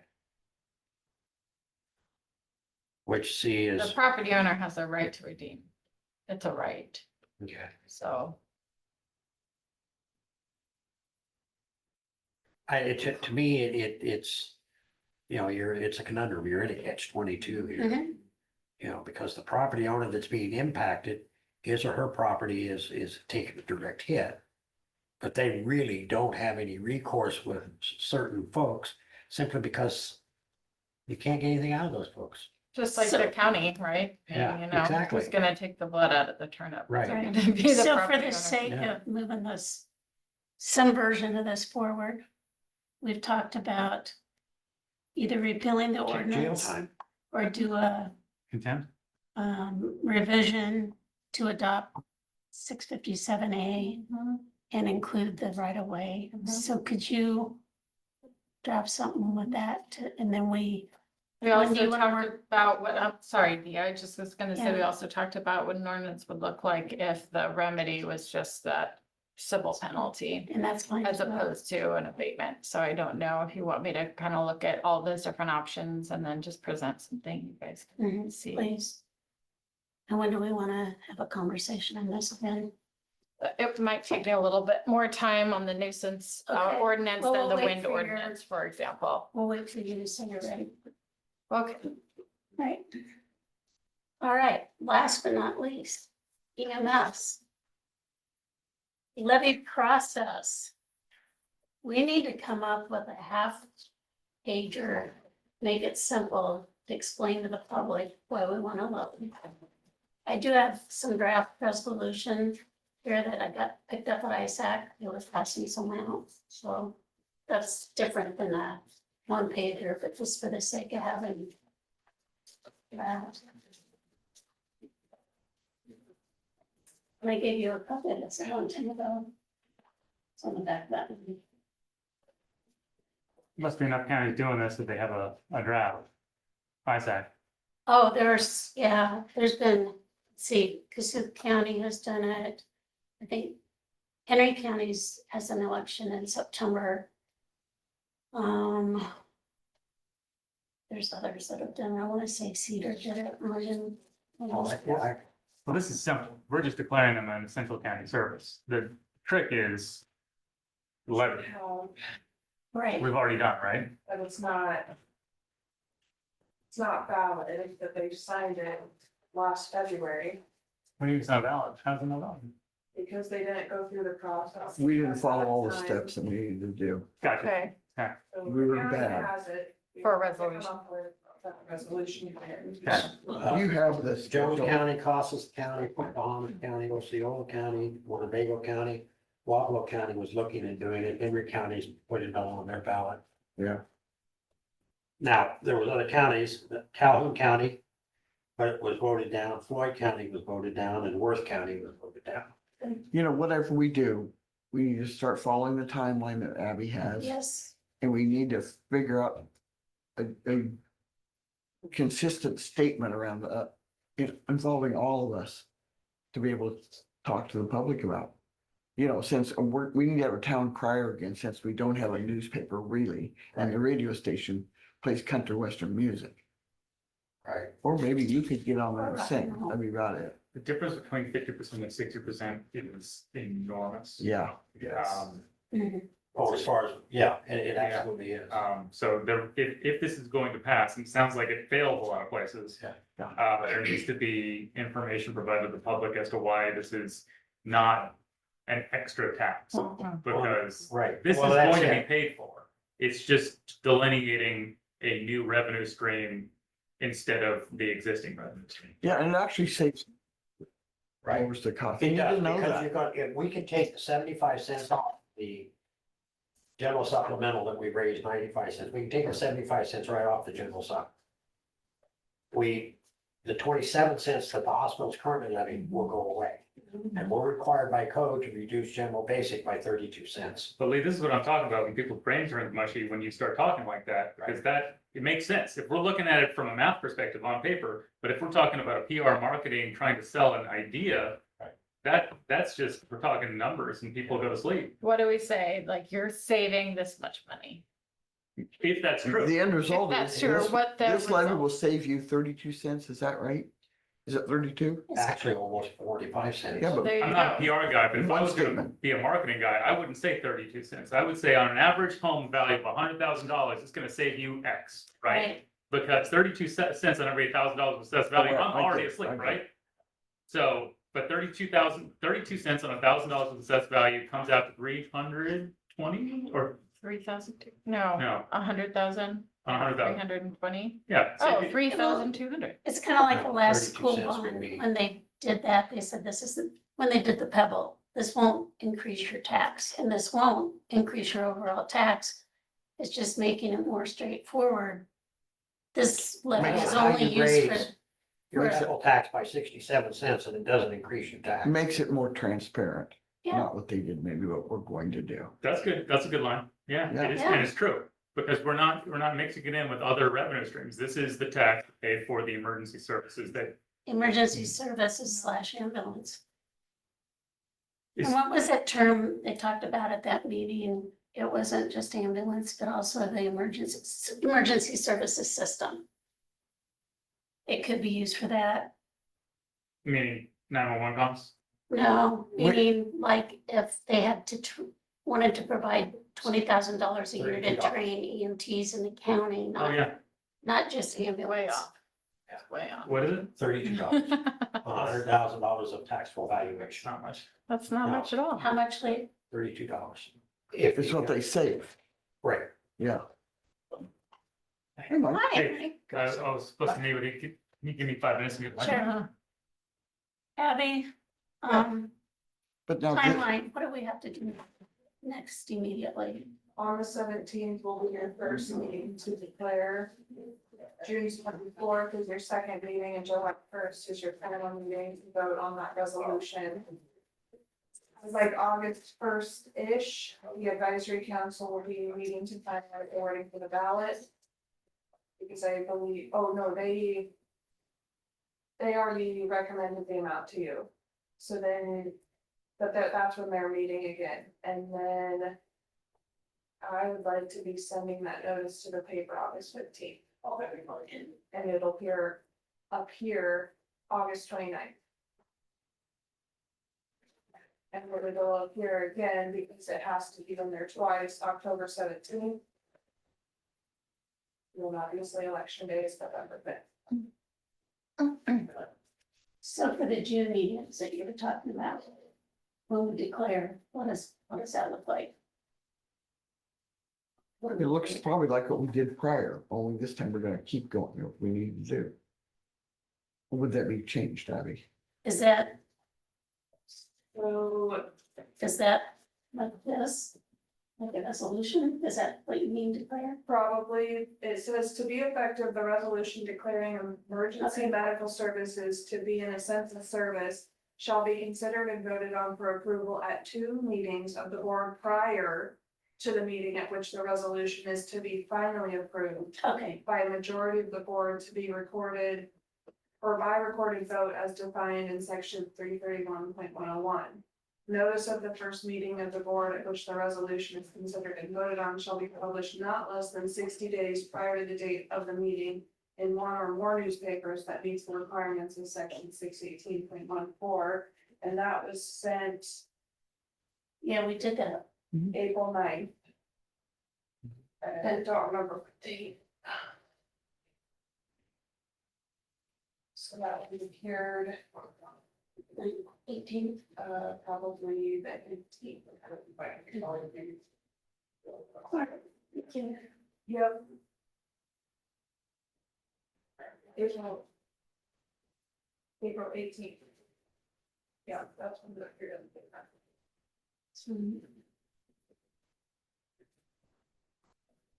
So it sounds like she's got us on a timeline. Yes. She is the shepherd. August 15th, maybe a little early, technically. It doesn't have to appear in the paper until September 6th. That's the absolute last day. Because there's a 60-day election notice that has to be published for this sort of an election. But I err on the side of caution with that. Let's publish it earlier, and then if there's a problem, it gives me time to get Right, in the right, paper I agree. again, Yeah, no, that sounds good. which we did hit a snafu with one of the papers, but it was in 2 of the 3, so. And that was a mistake on their end, not ours.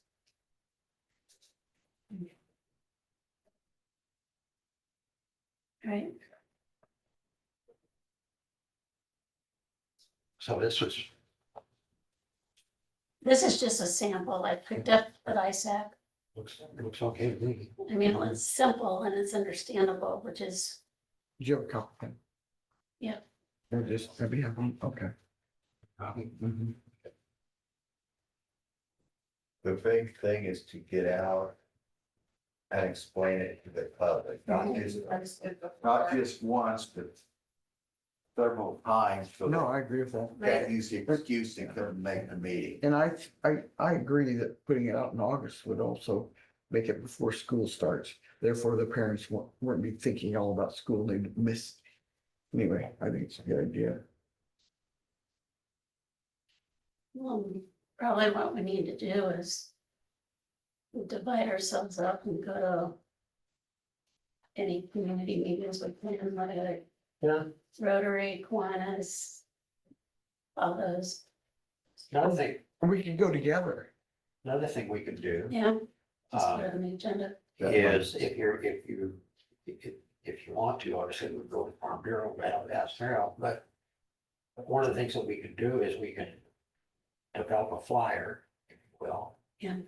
And then have this flyer on our table at our booth at the fair. Right. That we can hand out to people who buy, and then the other thing we can do, we used to in the past, we used to stand out at, what used to be the ticket booth, or whatever you would call it, coming into the fair. to meet and greet people and hand out a program for what was going on at the fair. We could hand out this flyer. as That went well. by the wayside 2 or 3 or 4 years ago. Yeah, I mean, if the fair board was amenable to it, You're less than 3 weeks from the fair. Ted. yeah, I know. I think that you have said it and the advisory council said it, you need to have a unified message, so you're all saying Right, the right, exact same yes, thing. yes. Otherwise, it gets confusing and people are hearing, well, he said, but she said, but she said, and I agree you're all with that. saying I the agree with same that. thing, that's important, And especially. it since needs to you're be a wanting half facts. pager. Treasurer Mark and I talked about, you know, you can put this stuff on bulletin boards and Right. inside restroom stalls, you know. Here's Please why call. we need an EMS lobby. Put your letters in. I mean, if you're going to different organizations, my thought, you should all three be there together.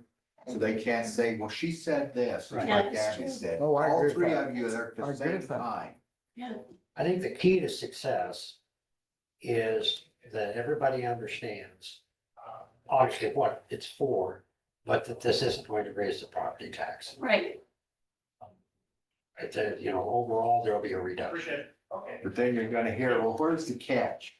They don't do anything without raising taxes. Where's the catch? That's what Yep. they're gonna keep asking. Well, then what I'll say is, well, that's because the school district there's been limited by $2 a thousand. That's why you're taxing them. Oh, dear. And it's true, they do. Oh, yeah, it's true, but maybe They- we could have a they kind may of. have a levy. You're right, okay.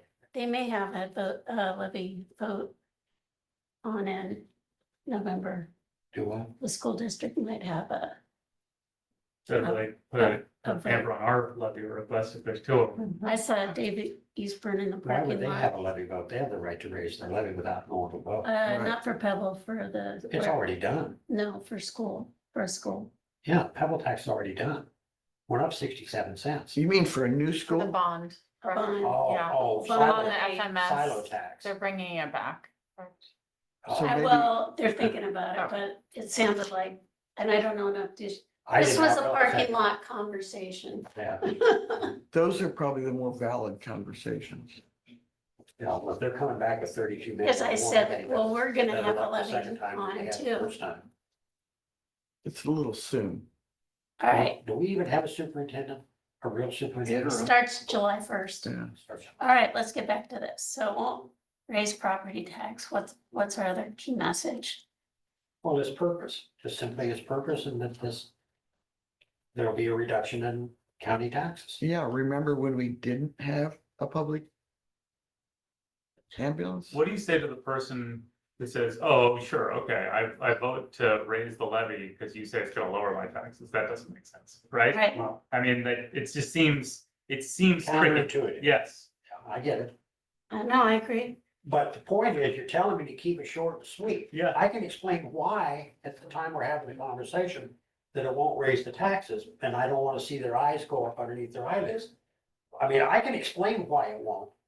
But the math works out that if you vote for this, the average family owning $100,000 piece of property will see their taxes lower by $32 a year, Taxable valuation, taxable valuation. yeah. You know, it depends, 32, 45. It depends on how far back we're able to go back. But what I don't wanna say is that you'll see your property tax go down, because it's not, because school district will raise theirs $2 a Right. thousand. Well, and valuations will probably go up. Well, I just would rather say that there'll be no increase in county property tax Yeah. rates. Hmm. And when they get their first tax statement, they're gonna be able to see exactly what. Right. And most people think that all the money that they pay on their taxes comes to us because they go into the treasurer's office to pay it. I think there's that angle, and from a PR perspective, just explaining what you're saying about clarity and simplicity. Right now, we fund the county-run emergency management, ambulance system through a convoluted mishmash of hospital levies, tax levies, general fund, all of these kind of independent revenue streams. What we want to do is simplify and clarify the tax code by implementing this levy to pay for this one thing. This is a one source levy that can pay for one thing, because we need this and we need to stop funding it through this convoluted Multiple sources. We're cleaning up the message. cleaning up the tax system. Yeah. Mhm. I don't think the school can have a public measure on the general election ballot, just so you're aware. Okay, thank They have to you. have a special? No, Because how absolutely crazy would that be? They already have like 30 styles that have to be created. Mhm. The code section, or not code section, but the handbook here, back to that page. I don't know what the code section says, but I probably talked to him about it a month ago, maybe. Baby's furnace on in the parking lot. constitutional amendments, constitutional convention questions, and statewide public measures and county public measures also may appear on the ballot. Other public measures are not allowed to appear on the general election ballot unless the code section allowing for the public measures specifies the general election. And this does not, the school board does not. All right, again, a parking lot conversation, so I don't know if it's gonna happen. I just wanted to let you know that conversation was held.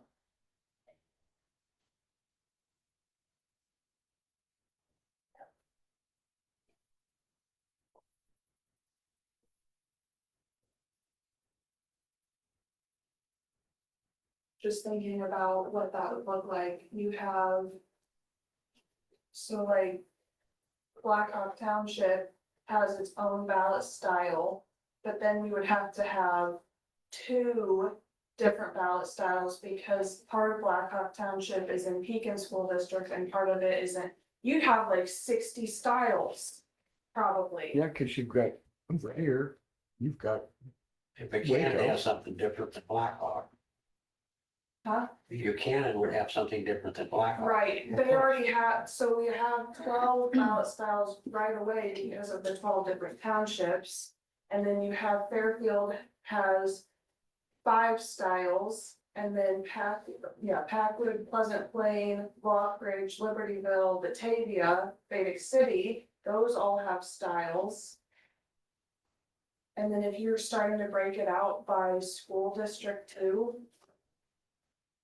But Okay, Lee, oh, I you wouldn't. got a question for you. Okay. Mhm. It's called a So, nightmare. I Cause want right now, detail, isn't it 30 on all these ballots, almost levies. 30 different ballots? Okay, so. because there will be people that want that, so we need to have Okay, so that. we start with the current ambulance levy It's 27 is cents. 27, so hospitals levy 27 cents. What's our general supplemental? How much? It's 95 cents right now is what we raised Border it. patrol one time. Okay. That's what I thought. So was. we can take the 75 cents off of that, leave the 20 in place. And so Right. there total you're of gonna- is right, 26. so you reduce your general supplemental by the equal amount of the EMF levy. 26. You've had. So then you're reducing the hospital levy, you're eliminating it, that's 27 cents. Are you kidding And me? we're eliminating 32 cents of general basic. Party, Oh, good. so 12 They're having times a party. 30 That's parties. So, you know, there is the, now, we would want to clarify They'll be in the same- the general supplemental with Shannon, but my point is that you're definitely going to eliminate the 27 cents. Where are we gonna get the No. 20 cents in the I general think you're supplemental? kidding me. She I wish should. we sorry, would what? realize You that. said I did. general supplemental is Because the 95. majority of that increase in general supplemental is to accomplish two I'm things. sitting here for- One, the Ambulance. ending fund balance and the ambulance. Okay, so we're gonna leave the 20 cents in there. So basically you're removing 75 cents Right. from the so Right, just say it that way. and then the 27 cents will be eliminated.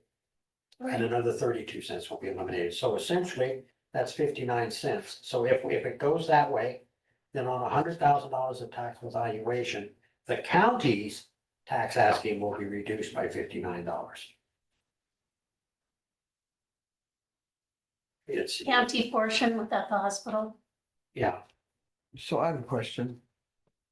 When we were at that meeting, I sensed that maybe a lot of other folks want a little bit of this money. yes. Yeah. But I But we explained to can't, you right now, we very can't clearly. do that. I sent you know. an email about that. Huh? I sent you an email about that. The code calls for provision of emergency medical care, right? Right. That's, I think that's the direct phrase. Unless this, any of these outfits are requesting or seeking to provide emergency medical care, they're not entitled to the funds. They were talking about providing training for EMTs in the outlying areas. Yeah. Who provide emergency medical care. Very gray.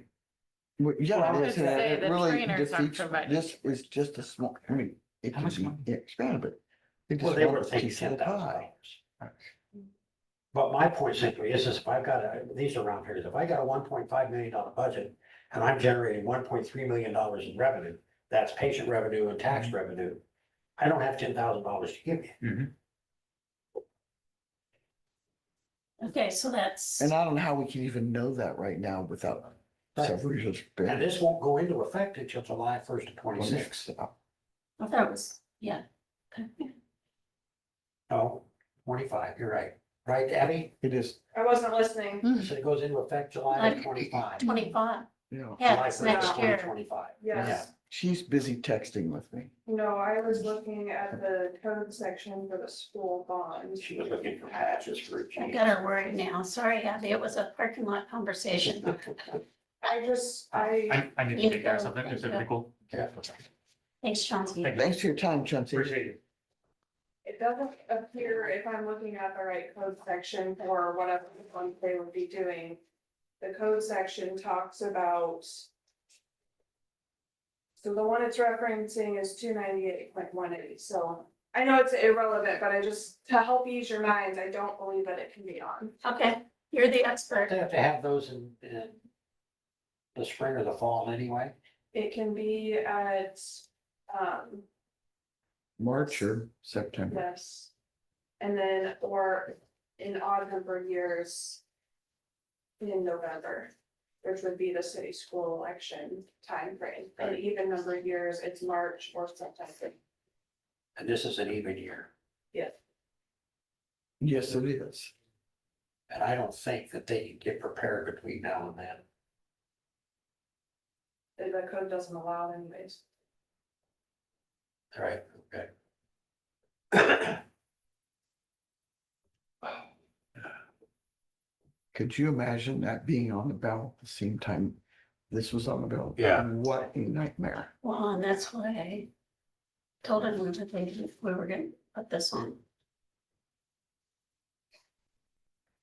And even though the rollback has gone from 56% to 49%, because of the increase in valuations, most people's property taxes have increased. Oh, Because of that, yeah, Do what, Jim? Mine did. yeah. really should. Well, thank you. Oh, here, costs which are eligible for the emergency medical services, trust fund expenditures, defibrillators, ambulance equipment, pagers, training, so training is eligible. Looks like. This is. So we will need to at some point soon decide whether we're just gonna focus only on county ambulance, if we're gonna also include a little bit for the EMS system.